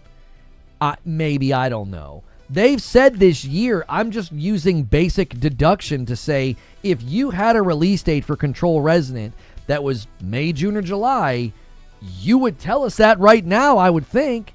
So unless we find out the Control release date before the end of April, I would say they're probably trying to get it out in September because nobody wants to land after that. So, hang on. Sorry, Lona, for bringing up Marathon. I checked Steam charts, and off-peak, it's below 1,000 players. No, it's not, Phil. That is a maintenance that happened. The lowest that Marathon has been was 6,597. That's maintenance, homie. You see how it's like taking a dive? That happens every Tuesday. See back here, the same thing happened. It was way down here. That's just maintenance. No, people can't play. That's the low is the 6,597. That's the lowest the game has been, which is really low and still very worrying. Remedy has only ever communicated that the release window for Control Resonant is 2026. Anything else is speculation. Yeah, and I'm speculating based on basic marketing patterns and release patterns that if Control Resonant was coming out May, June, or July, they would be telling us very soon about that. If they don't, then they're hoping to announce the release date in the summer, and they're trying to aim for September. I think that's very reasonable. Why would you not tell us if you were landing in May, June, or July right now? It's a great time to land. It's a pretty open runway right now. Because everybody was jamming their games into April. April is Pragmata and Replaced and Mouse PI and Saros. Like, everybody jammed into April because nobody wanted to be in May because May was the original release date for GTA 6. Oh, he was responding, Paul, when he said that people said like Q2. Yeah. I did comment on Jez's article. I don't see any calculus where they go exclusives, and Gaz is saying that this is the only correct move for exclusivity. Spirit requires to fucking understand something. Hear. You want to bring the Renegade spirit back? that means you need to be able to fly in the face of the very person that appointed you and put you in this position, because that renegade spirit requires you to really seriously reconsider Xbox's approach to exclusives. Here's the problem. Here's the problem, Gaz, which Gaz has an open invitation to come on the show, right? He and I have been DMing. Listen, the problem with what he's saying is Phil Spencer was doing this for years as far as we could tell, and he lost the fight. How is Asha going to win? Dynamite Black with 33 months. Let's add it to the total. And a $5 super chat from Buttery Cheeks. RE9 and Pokemon Pocopia are the highest rated Metacritic games of the year so far, both 89. Do you think anything will be over a 90 plus? Over a 90?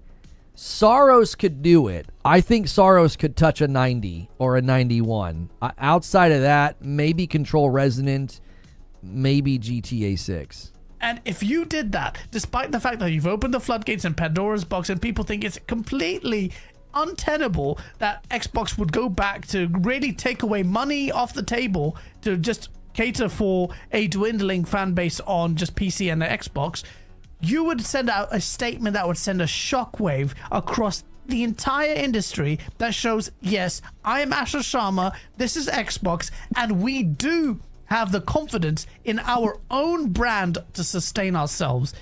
But they I don't think they have that confidence in their brand to sustain themselves, because who's gonna buy the games? Who's going to buy the games? Jez looks dead inside. I think he has a terrible sleep schedule. He's talked about this before.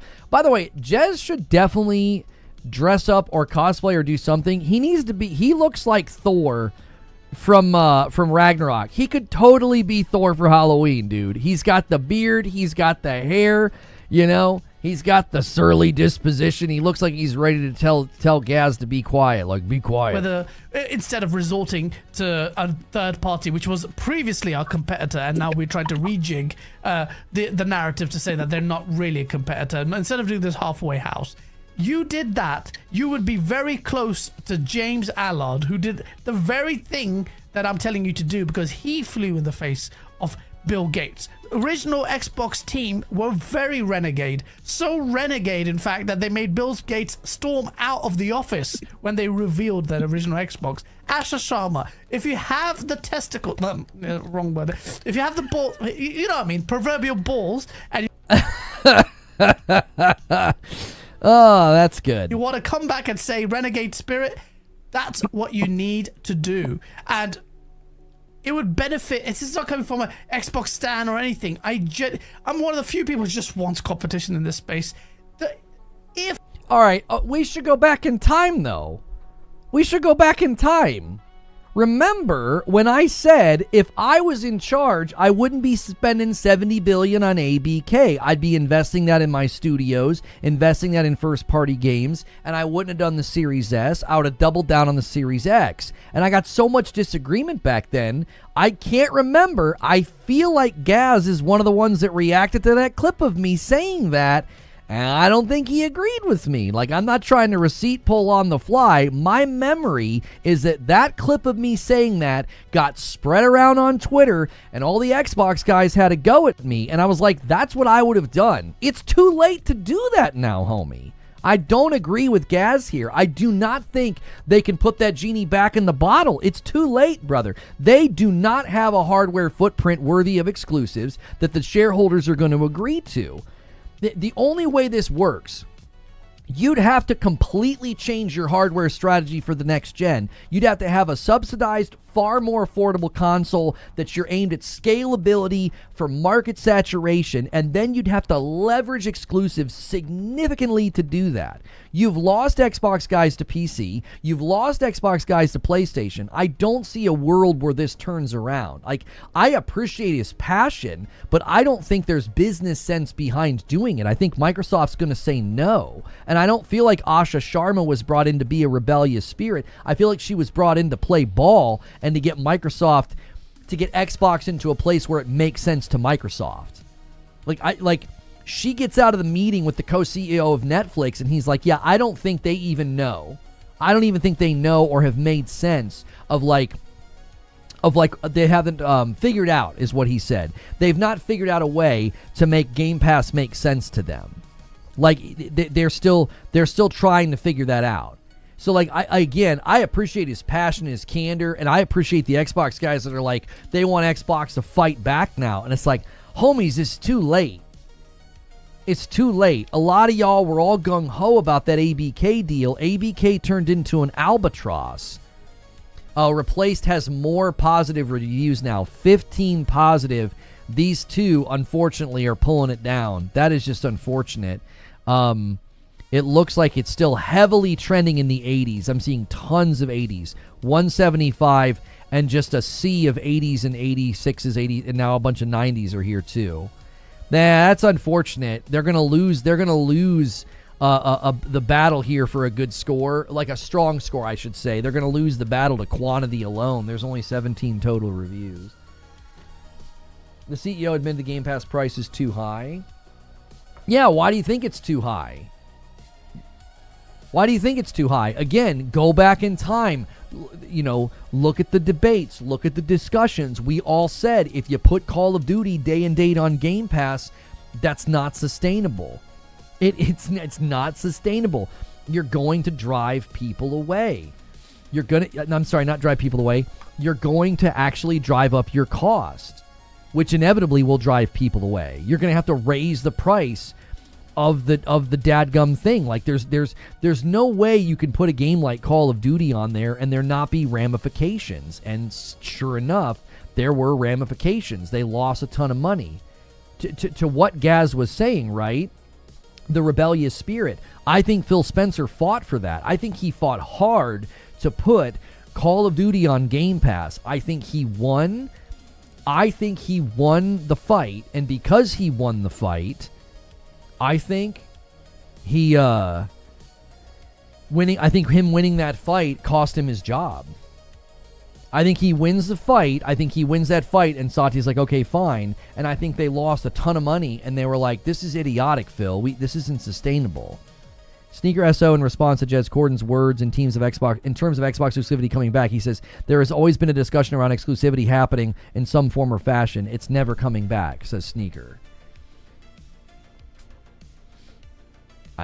I don't think there's calculus that gets them there. I don't think you're going to get shareholders and executives at Microsoft to sign off on that deal. And I don't even think that's Asha Sharma's goal. I do not think that's Asha Sharma's goal.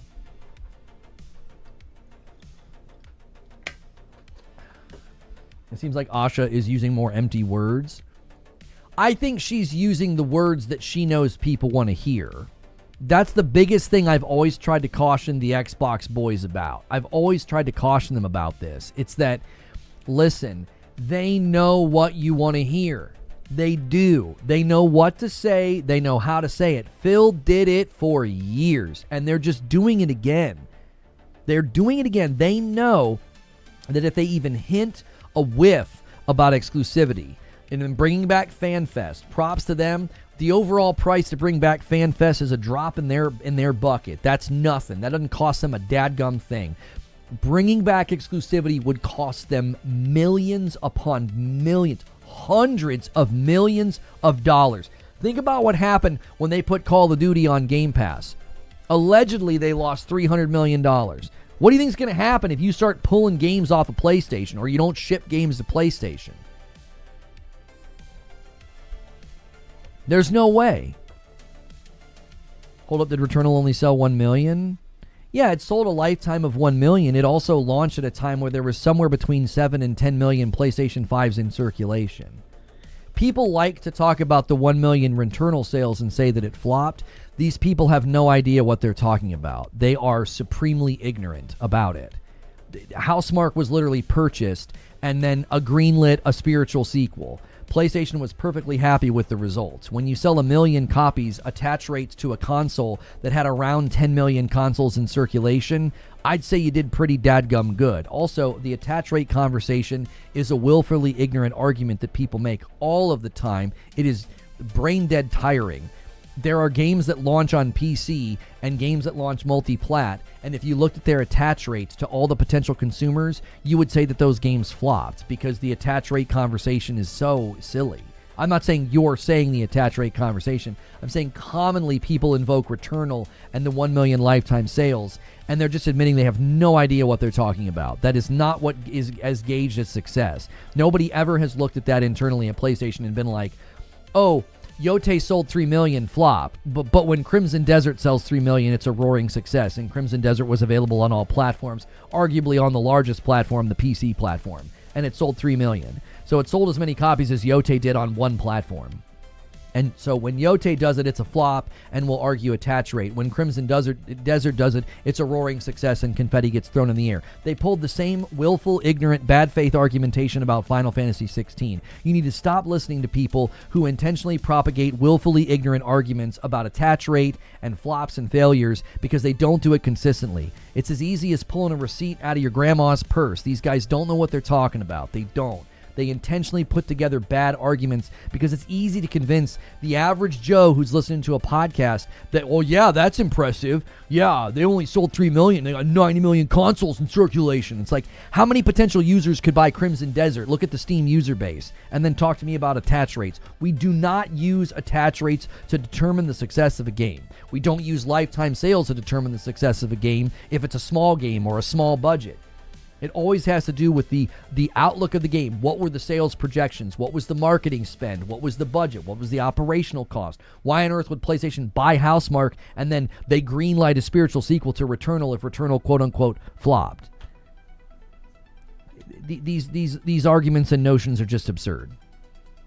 Having Returnal Convo in chat, it was such a good game. I still think Returnal is the best first-party exclusive that PlayStation has launched on their platform. I think Returnal is better as a game. I think it's better than Spider-Man 2 and Ragnarok and Forbidden West. I think it's unique, it's ambitious, it's memorable, it was absolutely bold, it was artistically strong, it was immensely creative. It is probably, I think it is the best third-person game I've ever played. I think it's the best feeling third-person shooter I've ever played. Third-person game is subjective, right? Because, like, I think Yote and Tsushima and Sekiro are remarkable. Third-person shooter, I think Returnal is the absolute king. It feels absolutely phenomenal. Saros is looking to be another just excellent, excellent game. So, but on the topic of exclusivity and that clip from Gaz, again, I appreciate his passion. I know these guys are cheering and fighting, you know, and wanting for these things to come back, and it's just not going to happen. I don't think that's why they brought Asha Sharma in. I think that's literally why Phil Spencer is gone. I think he was the rebel. He was the rebel, and I think it just got to the point where it was like, listen, Phil, you can't, this isn't working. Your strategy's not working. You tried exclusivity with Starfield. It didn't work. You tried putting Call of Duty on Game Pass. It didn't work. Get out. We're going to bring in somebody that can do what we want to have done. Better than Astro? Yes, I think Returnal is the best first-party game that PlayStation has delivered this gen. I think it's the most unique. I think it's the most ambitious. It's absolutely fabulous. I think Returnal's a dadgum work of art. That's my opinion. I'm just saying what I think. I mean, you don't have to agree. I'm not saying this is objective. I'm saying, from my standpoint, Returnal is the best. I think Saros is about to stand right up there with it. I loved Yote. I did. I loved Yote. I loved Astrobot. I loved Ragnarok and Forbidden West and Spider-Man 2 and Ratchet and Clank Rift Apart. I loved all those games. Returnal stands above them. I just think Returnal, there's something more special about it. There's something more unique about it. It's truly a new idea, a new IP, a new game. I love Tsushima and Yote. A lot of things in Tsushima and Yote are very derivative of games that already existed. Same with Spider-Man 2 and Ragnarok and Forbidden West, because they were sequels, which is fine. That's not me saying that that's a negative. I'm just saying Returnal stands apart for those reasons.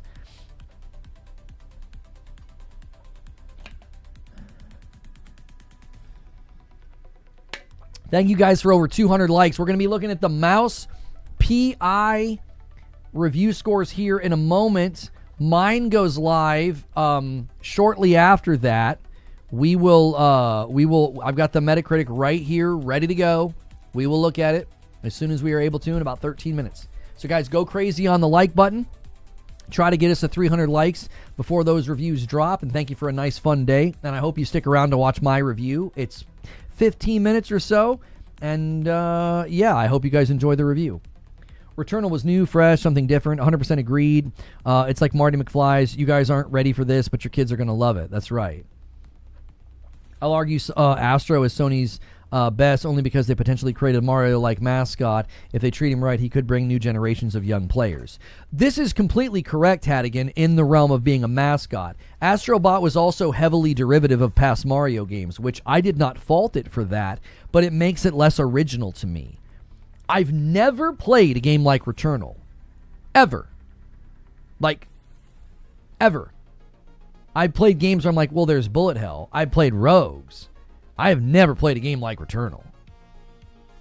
The reason you say is why I think Saros will get Game of the Year if they explain stuff better and they don't have biome spike.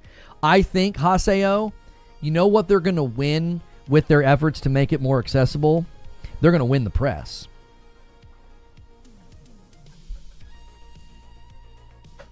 They're going to win the press. I think that's what really hurt them. I think that's what hurt Returnal's like score and reception. And at Keighley's Game Awards, it was a very hard game. Biome 3 was imbalanced as frick, and people couldn't get past it. I think Saros is going to win the press. The press is going to be like, this game is freaking amazing. And I think it's going to be one of the closest to 90s we get this year. It might even touch it. I do. I think Housemarque delivers excellence when they make a game, and I think the press is going to be won over by it, because Returnal, the people that got it and played it, or the people like me that went back after they balanced Biome 3, it was like, this is the game of the year. It's original, it's new, it's next gen, it's polished, it's fabulous. But the problem was people couldn't get past Biome 3, so their review scores were like, well, we can see the potential and it's fun, but we're stuck. Your opinion of Returnal, get testimonials from my one stream. Go read the comments. Your opinion of Returnal completely changes when you beat it. You're like, this is the best game that I've ever played, right? Like, you might not say best. You might say one of the best. Like, go read what people say about Returnal once they beat it. They're like, oh my gosh, Lono, I'm so glad you made this video. I'm so glad I went back to it. That's how I felt. They rebalanced Biome 3. I went and I beat it, and I'm like, this is one of the best games I've ever played. Your opinion of it just changes. It's like a hinge. You managed to beat it at its hardest. Yeah, the people that beat Biome 3 before it got balanced, man, props to you guys. That thing was a bear. It was a bear of a biome. It was tough. Arguably tougher than Biome 5, because you could just die so dadgum fast. You can kind of play Biome 5, more pulled back and more slow and cheese the doors and stuff. Buddy, you can't do that in Biome 3. There's nowhere to go. You launch out over to an area, and you're like, oh my gosh! Like, those guys are like blowing up and seeking you out, and their rockets are seeking you. The damage output of the astronauts was insane. What made Biome 3 so bad before the nerfs? It was just damage output overall was insane. So I would come out of Biome 2, beat the boss handedly. I'd walk into Biome 3. I got hit twice by an astronaut, and I was barely alive. It was like, what the huh? Like, an astronaut's damage output was exponentially higher than the Biome 2 boss. So you literally come out of a boss fight, and you're like, oh, that wasn't too bad. And then you walk in to a biome where just an individual, like, mini-boss is stronger. No, I'm not. You melted through Biome 2? I remember literally coming out of Biome 2 and being like, I'm ready for Biome 3. I'm really strong. And I got smacked. I mean, smacked. I was like, huh? Yes, YouTube has GIFs now that you guys can send. It used to only be available on vertical mobile streams. You can now send GIFs. It's their version of bits. If you guys would prefer to do that over Super Chats and gifted members, it does support me if you prefer to do that. I don't know what it'll look like in chat. You could be the first one right now to do it. Nobody's done one yet today. It might be regional. You might not have the option to do it. It would be under the $, I'm assuming. You might not even be able to do it on desktop. Yeah,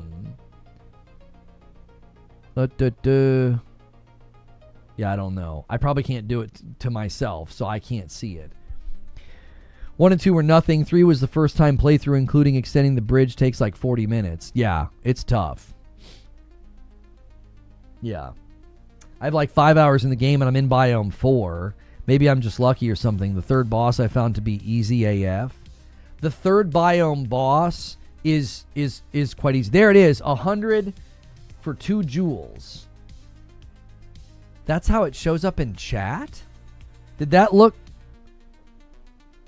do anything for you guys on screen? Was it animated or something? It literally just says Anthony Robinson sent 100 for 2 jewels. Thank you for doing that. That's all it does? Does it not do anything else? Yo, Byron says, been a member for a while. Thank you so much for 2 months, Byron. CTSG says, based on trophies, a relatively small percentage of players completed Returnal. I wonder whether this might negatively affect the launch sales of Saros. People might want to give Returnal another chance first. I hope they do. I hope they do. I think it's one of the best games. I think it's one of the best games you can get this gen. I think it's absolutely fabulous. Charles Hawk with 33 months says, I think Saros is hitting in the 90s. It very, very well could. I think it could. I think Housemarque delivers excellence. And I think if they get rid of those rough edges, I think people are going to really think differently about Saros compared to Returnal. They shouldn't let you into Biome 3 boss if you only have a shotgun, though. What a situation to be in. You're going to have to get up there and get close. Would you go in there with a spit maw? You go in there with a spit maw, bro. You better hope you have the thing that, like, tightens up the spread. I forget the name of that perk. Yeah, you're going to need a little help. Looking forward to the review. Guys, in 6 minutes, we're going to be looking at the Mouse PI for Hire reviews. Thanks so much for being here. Hit that like button. I have my own review going live about 30 minutes after the embargo is up. And I hope you guys stick around for that. Thank you so much for being here today. Damien with 6 months. Bumps the line to 194. Saros is looking like they're going to have a more immersive story. Can't wait. 2 weeks. Very, very close. Lono, your theory on Xbox, you're not alone. Yeah, I don't think they're going to go back to exclusivity. I don't. I know folks are going to try to run narrative and say that I'm being a pony and I don't want them to and I don't want them to compete or whatever. That is a complete fabrication and a lie. That is not what I'm saying. I don't think they're going to because I think they've made it clear there's no business impetus to do it. It still did well even if it was too difficult at release. It got an 86. 86 is a great score, which tells me Saros again could touch 90. I didn't realize Returnal got an 86. I thought the score was a little bit lower on Metacritic. 86 is really good, especially in light of the fact that a bunch of people got stuck at Biome 3. That's why there's always a pistol before every boss. That's true. That's true. I appreciate you saying that, Legend. I think they acknowledge that there were some guns you would just not want to take into boss fights, so they always give you a pistol. Can you break embargo and tell us how Troy Baker was on a scale of Troy Baker to Troy Baker? Troy Baker is definitely Troy Baker as Troy Baker does Troy Baker in any game where Troy Baker is Troy Baker while also not being Troy Baker. You can also watch the trailers and hear his voice, and I can comment on that. I think he's great. Yeah, he's also very handsome, and I bet you he smells good. I don't know why I said that last part, but I think that's relevant to the game. So stick around for my review.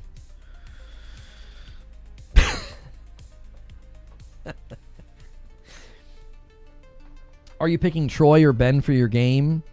Now, why on earth would you do such a thing? I'd pick Ben so I could stand close to him.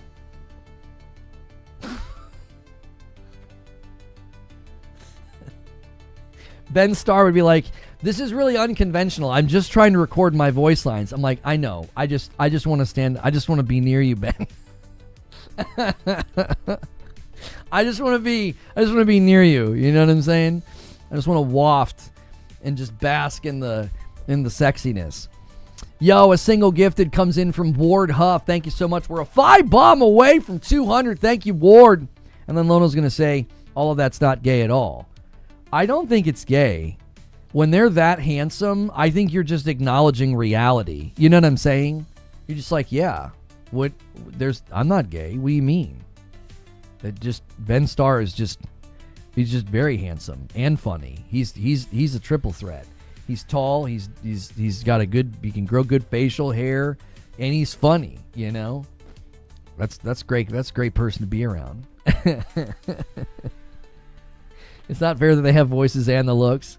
They've got a lot. They've got a lot of advantages in life. You know what I mean? We got to get Ben Starr in the next Larian game. Well, he's having a generational run. He's in like every game that comes out. You know what I'm saying? When a game comes out and Ben Starr is not in the game, I'm like, hey, wait, what'd you guys do? It's a little gay. I mean, it's a teeny bit, but it's just normal. You know what I mean? I'm not gay. I just find men attractive and handsome and want to smell them up close. Yeah,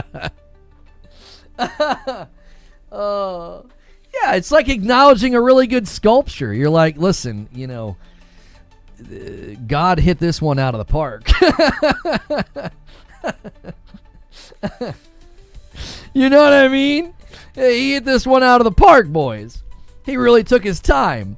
Some sculptures are not equal to others. You know what I mean? You ever seen a kid work with Play-Doh and you're like, it's a snowman. And you're like, yeah, sure it is, Billy.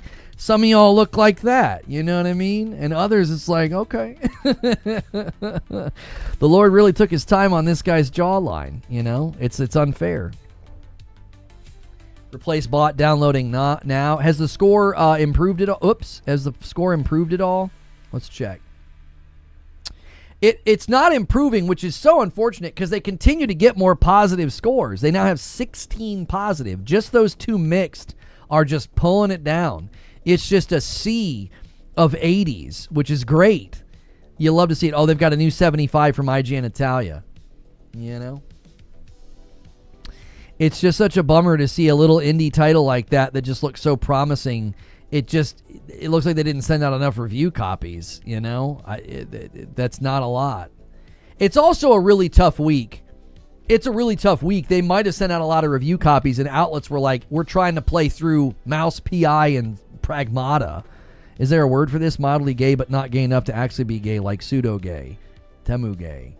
I don't know. You know what I mean? I don't know what to tell you.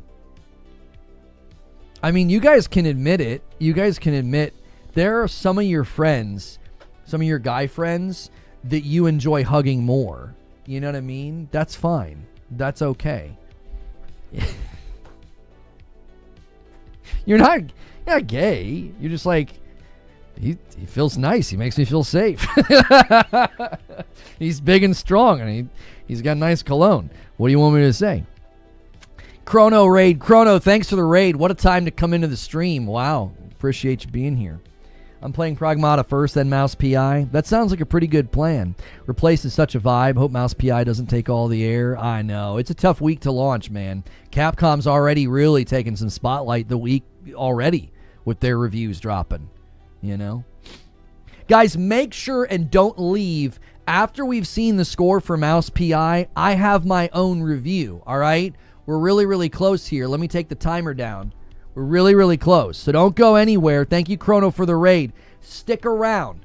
My review goes live in about 30 minutes, right? Actually, that's what I'm going to do now. I'm going to put that like this, and I'm going to put my Mouse PI review start, show timer, set, start. There we go. So that's when mine's going live. Let me refresh.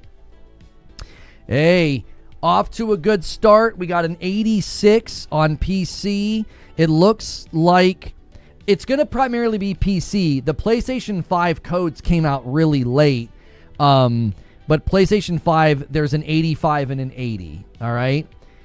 It's unfortunate that the PC codes were so much faster. They were gracious enough to send me a second code while I waited on my PlayStation 5 code. I will be playing on the PlayStation 5 Pro on Thursday. All right. So let's take a look at the scores here. We'll read one from Destructoid, and that's a 95. We'll read one here. Let's grab one from Gaming Trend at a 90. Let's grab Screen Rants at an 80. It looks like 80. It looks like 75 is going to be the lowest. So let's start with the lowest.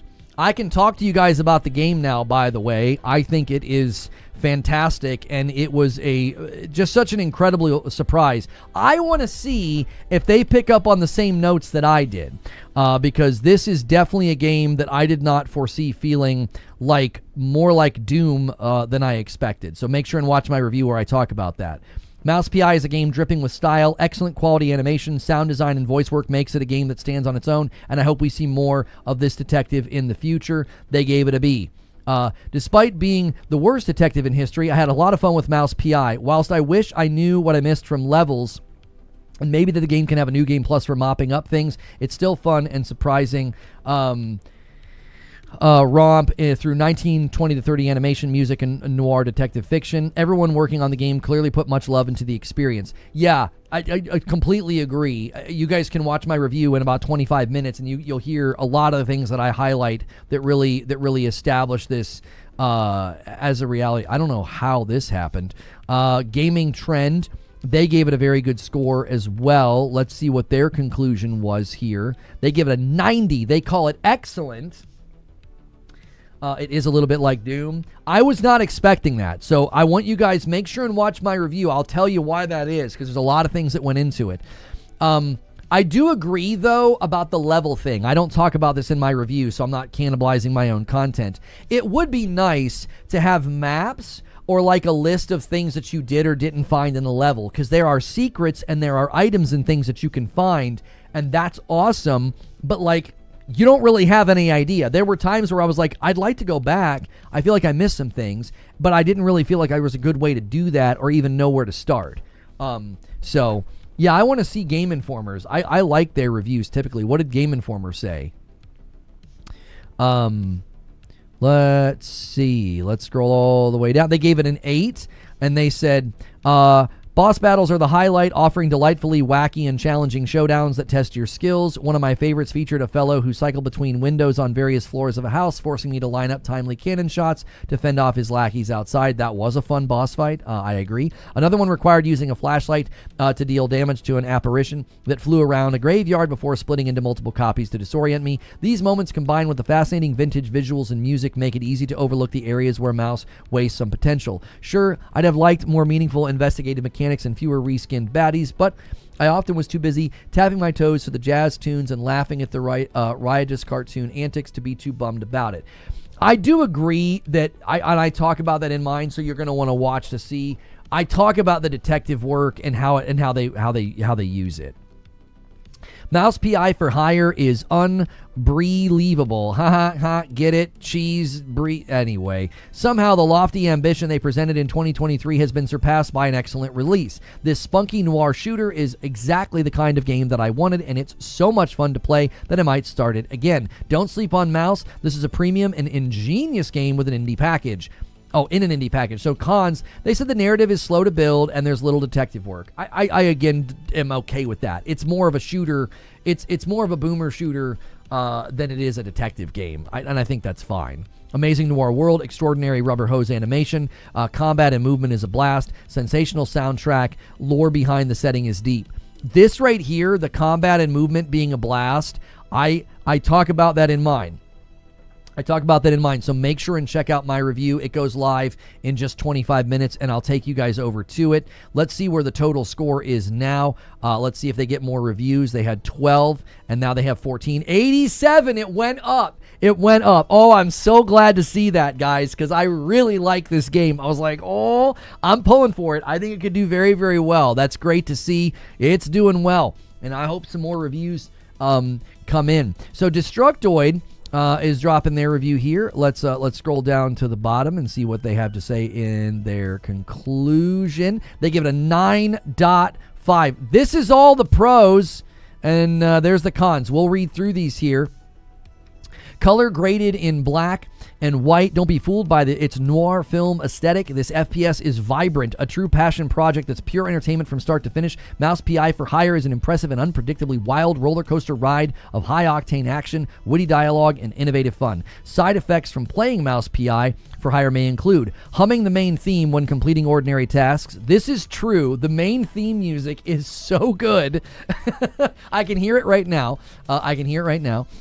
Making cheese puns in conversation, seeing the world in black and white, wishing Call of Duty had animated bullets, and adding detective experience onto your resume. Be warned, you will want future games to be as detailed as this. Pros. Innovative boss fights that are highly engaging and vary in difficulty, exciting and ridiculously fun weapon arsenal with fun power-ups, gameplay reminiscent of BioShock with arcadey elements with a nostalgic touch that reminded me of Time Splitters. Oh, okay. They remind me of Time Splitters. Plethora of ammunition, medkits, and save stations, so you never lose track of your progress. This is true. I did have one crash, but I think they fixed that. They pushed out a patch midway through the review cycle. Fantastic level design, reminiscent of Doom, Quake, Ultra Kill. It definitely reminded me of Doom way more than I expected. Smooth gameplay, easy controls, and compatible with controller. You're going to want to watch my review if you play with controller. Their default bindings are terrible, and I tell you how to switch them. They're not very good out of the box for controller. Impeccable attention to detail. Agreed. Excellent voice acting for an entire cast. Agreed. Some of the most engaging side quests and collectible hunting content I've had the pleasure to play. Clean UI that makes it easy to remind yourself of current objective, and markers and compass are accurate. It helps you without filling your screen with distractions or obscuring the fun FPS gameplay loop. Objective tracker of the detective duster shows footprints of where to go. Is accurate, helpful, and completely optional. Though the core gameplay loop remains the same throughout, Mouse's unpredictable adventure. A lot of the collectible potential with figurines, newspaper, comic strips, playing cards, cheese, and cash. Agreed. Great setting and options for display audio and accessibility. Any missed playing cards, newspapers, and comic strips are unlockable in the ammo store after completing a level. Oh, they don't make that very clear. Yeah, they don't make that very clear.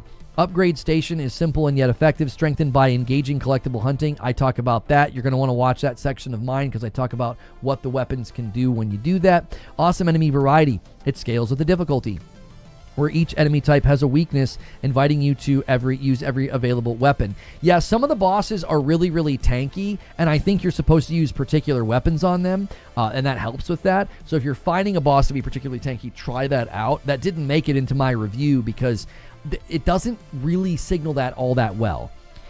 Silky smooth and effortlessly cool soundtrack. Doesn't take itself too seriously. Good pacing. High replayability value. Okay, so cons. Frame drops using the weapon wheel, specifically when swapping to the Darvanisher. So I didn't experience that.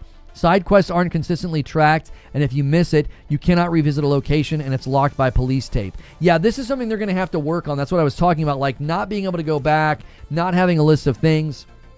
It's very strange to be so reminiscent of like a Doom and not being, able to do all that. And a single renewal coming in here from Zinthos. Kind of bummed that Replace is seemingly not delivering.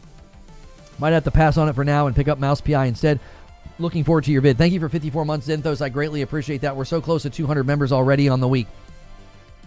Though it breaks up the constant action, manually adding clues to Jack's board often feels like an unnecessary step that flatlines momentum when it could be done automatically. I talk about that in mine, and I don't agree. You'll have to see why. Lockpicking is far too simple, and it lacks any sort of challenge, even when timed and given limited moves and completed minigames. Listen, I don't talk about this in my review, so I can say this now. The lockpicking is just there for fun. It's not meant to be a challenge.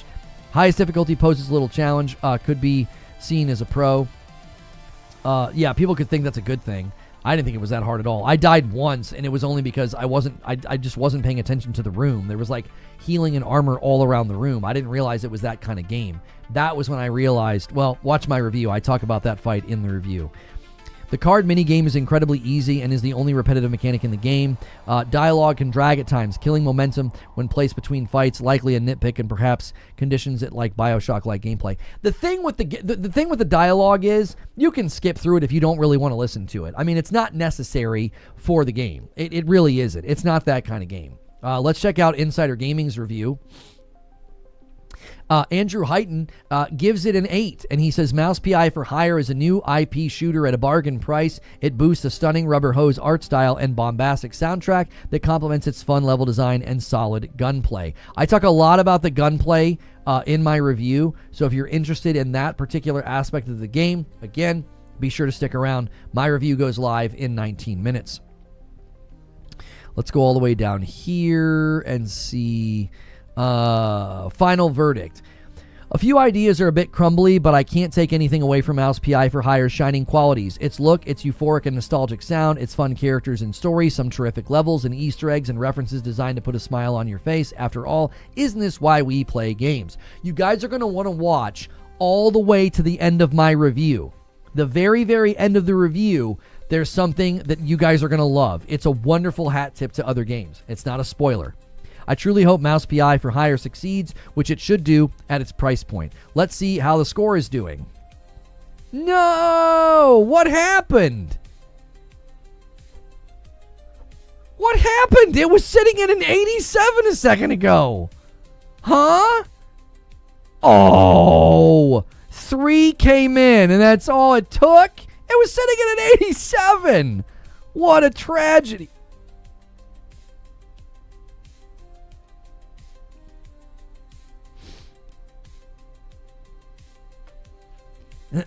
IGN gave it a 60. Okay. Mouse PI for Hire is an amusing enough FPS if you just want to blast some cartoon mice and not think about it too hard, but its haphazard marriage of noir storytelling and boomer shooter action are at odds in uncomfortable ways that weaken both aspects. Are you freaking kidding me? What the heck is going on? Verdict. Mouse PI for Hire nails the aesthetics of both the 1930s cartoons and the detective stories that inspired it, and it's also an amusing boomer shooter that largely feels good as you're playing it, but its haphazard marriage of noir storytelling tropes and shooter gameplay are often at odds with each other in uncomfortable ways that weaken both aspects, and the writing is so busy at making references to other things that it's actually painful to sit through at times. This FPS is solid enough if you just want to blast some cartoon mice and not think about it too hard, but once you do, all you'll see are the seams where disparate ideas are often fused together, and no trench coat can hide the stinky and moldy cheese. I don't understand. Like it's like a $30. It's like a $30 indie game, and you're talking about it like you expected some amazing story. What the frick? To yank the score down that fast. Giant Bomb. I don't know who Region Free is. What's Giant Bomb saying? Oh, this is the problem. They gave it 3 out of 5 stars, so they might actually give it a good review. That this is the 3-star rating striking again. We already had this happen today.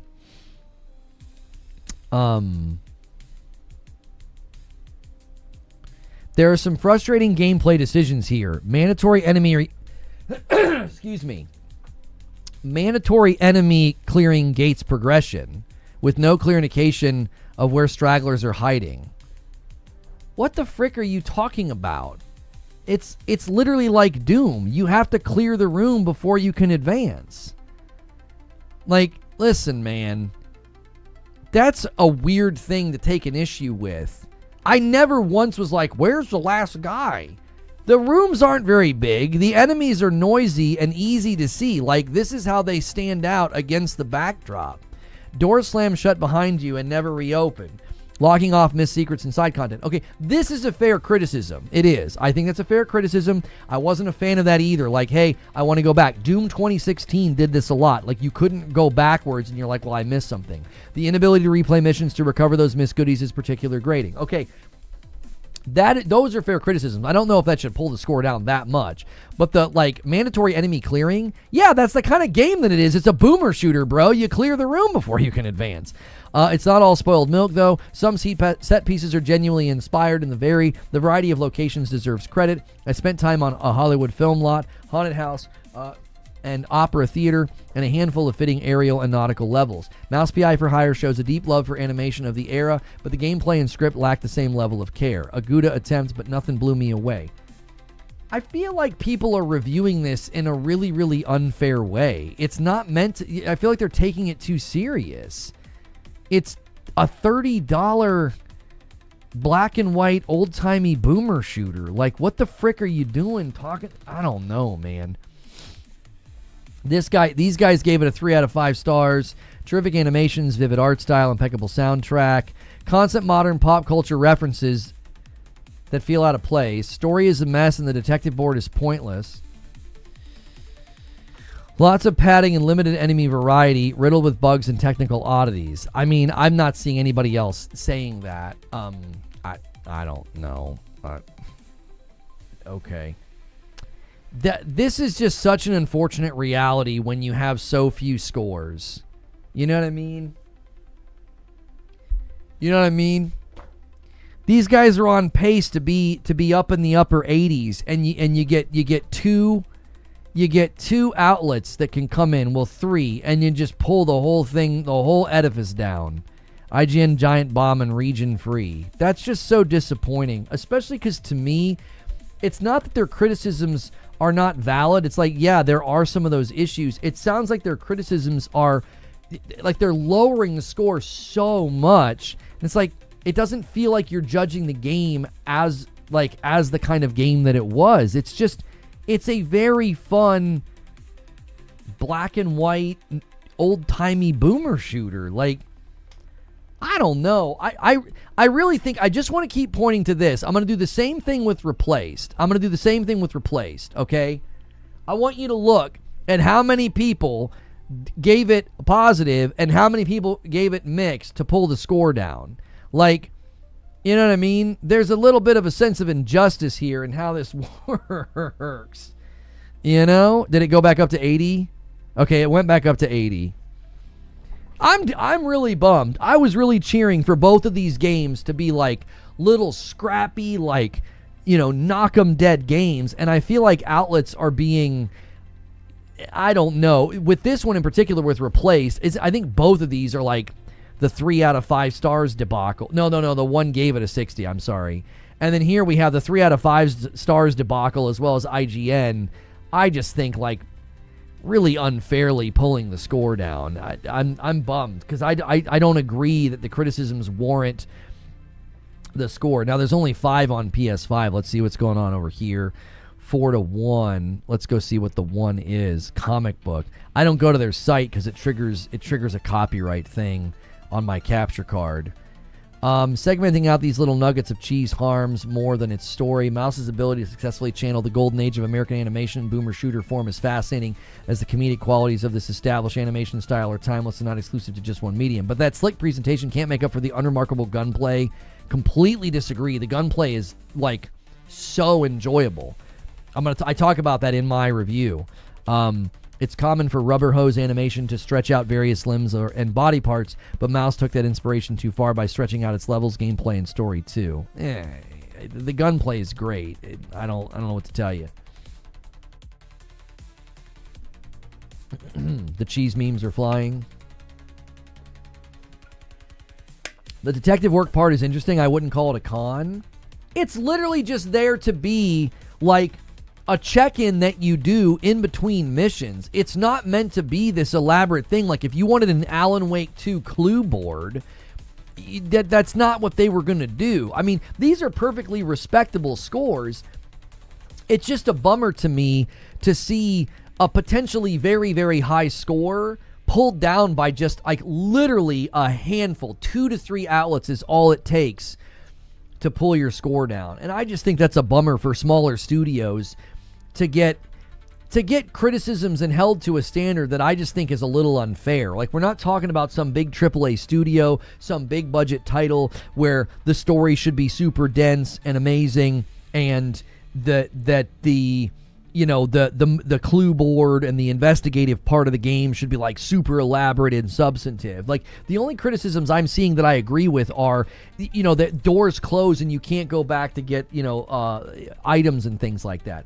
That's a simple patch away from fixing. Like, the idea like, well, the story falls flat and the investigative board's not that great. I'm like, were you playing the same game that I was? It's not Alan Wake 2. Like, I don't know. PC Gamer gave it an 86. Their criticisms can't be wrong. Like, if they didn't like those aspects of the game, that's fine. I feel like they're holding the game to a standard and dropping the score significantly for criticisms that aren't as significant maybe as they're scoring them, right? I'm not saying that they're wrong to have the criticism. I'm saying the score that you're landing on in light of the criticism seems really, really unjust. It's like, good golly, a 60 because you thought that the enemy diversity wasn't great and there wasn't enough investigation and clue finding? Like, I don't know.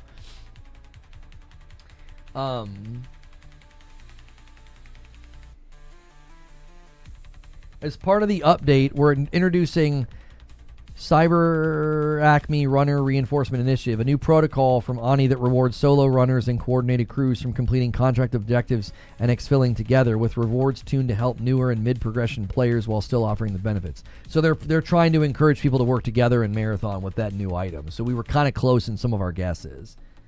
Look at Tainted Grail, small studio, got great reviews because it wasn't held to AAA standards. It's so inconsistent. Well, my review goes live in like 8 minutes. I'm going to send you guys over to it. And I have high praise for this game. And if you want to know why, I primarily root my praise in the gunplay and the gameplay. It just so surprised me. I feel like I'm sorry, I got the wrong score up. I feel like, unfortunately, this 80 could be much higher. It could be much higher. This could be an 85 or an 86. It just took a handful of outlets, I feel like, that are being overly critical of a very fun, whimsical game. They're taking this just way too serious. The gamer gave it a 70. Let's see why. It's too cheesy, they say. Okay. Here we go. Incredible visual style, fluid combat, entertaining boss fights, excellent level variety, almost no challenge even on the hardest difficulty.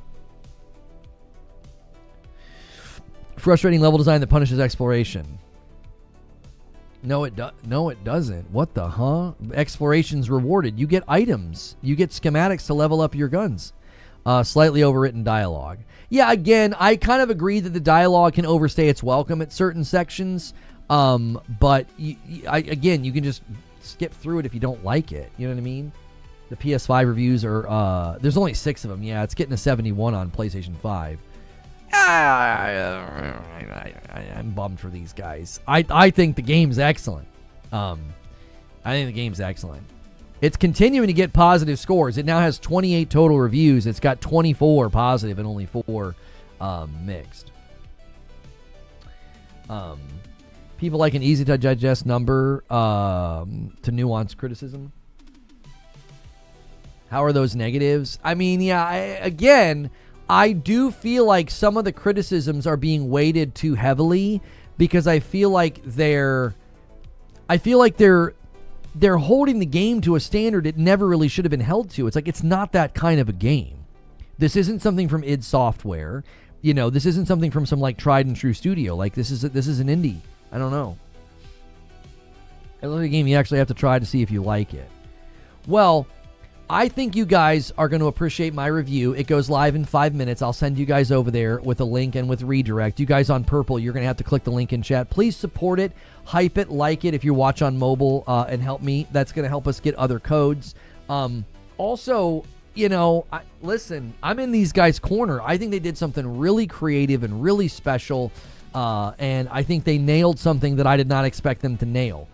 And so I'm going to, if you want basically the breakdown of like the shooting and why I think that's what my review is going to offer. Now, I do have some minor critiques, but I also have some really good tips. If you're going to be playing mouse PI for hire on a controller, you really want to watch my review because by default, the controller bindings are bad and it'll make for awkward gameplay. Some of the guys that are complaining about the awkward gameplay, I wonder if they didn't take the time to like rebind some of the controls, because I will admit, out of the box, it is a bit much. Sorry, my phone stinking was not on silent. I was like, what the heck was that? I love your take on this. Unfortunately, that some reviews are creating a ceiling for these that implies mediocrity rather than breakout success. Outlets need to realize 3 out of 5 is recorded as a 60. It really frustrates me, Kirk. The reason it frustrates me too is we were talking about it earlier. Metacritic is not just some cold aggregate where like, they just go and grab your score and do whatever they want with it. You apply to be a contributor to Metacritic. So it's like you apply to be a contributor, but then you use a scoring process that doesn't work with their tool. Like that's frustrating to me. Did you ever try mouse and keyboard? I don't ever try mouse and keyboard, Zubair. I think mouse and keyboard in this game would be really enjoyable for the boss arena fights especially, and I talk about why in my review. So mouse and keyboard, is the game actually a 6? No, this game's not a 6 at all. I would give it an 8.5 to a 9, and I'm like halfway through the arsenal. I'm about 8 hours into the game. I'm like, I don't think the things I was reading, I know what they're talking about. I don't think those things warrant lowering the score so much. Like, oh, the detective board's not really worth interacting with, or the story's not that great. Like, what the huh? I didn't expect that from this game at all. That's not the kind of game that they were promoting or selling. It looked like a whimsical, old-timey shooter. You know what I mean? More reviews coming in that are positive. It now has 26 positive to the 4 mixed. Again, listen, I would take this to the bank, 26-4. It's just so easy to tank a score on Metacritic. It just takes a couple of outlets. I mean, 4 outlets, and this game's not sitting at like an 85 or an 86. You know, I find that to be very unfortunate. That bums me out that a small title is so easily pulled down like that. How long is the game? I'm halfway through the Arsenal at 8 hours, so it's probably somewhere around 15. I would think 15 hours if you just straight line it. Let's see. Mouse PI, OpenCritic. Let's see where OpenCritic lands. Okay. 83. It's got an 83 on OpenCritic, 36 reviews. So, about the same. About the same. 80, 80, low 80s. Again, this isn't a bad score. Don't interpret what I'm saying as like this is a bad score. These homies could be soaring right now, like soaring in the high 80s, if it weren't for just a handful of outlets. Do you know what I'm saying? It's just like a couple of outlets are like a little like meh, and then the whole thing gets pulled down. That just, that's a bummer. Here's my review. It goes live in 60 seconds. I'm going to be sending you guys over to this. And we will be here. Let me get the member thing back up and running. And then Twitch, I do owe you guys. I guess we don't need my member count up there, but or the timer, I should say. We got the timer on the screen. I'm going to put a link in chat and redirect you guys as well. Do me a favor. If you guys ever watch my videos on mobile, hit like and then hit hype. Okay? Hit like and then hit hype on my videos. It will help. And so you can see here, I'm saying it's better than you think. I did not expect this game to be as competent as it turned out. So I hope you guys enjoy my review. I'm going to send you guys over here, and as soon as this flips over into the timer, I'm going to spam a link in chat right now. If you guys want to head over now, you can head over now. I will also be ending the stream and redirecting you.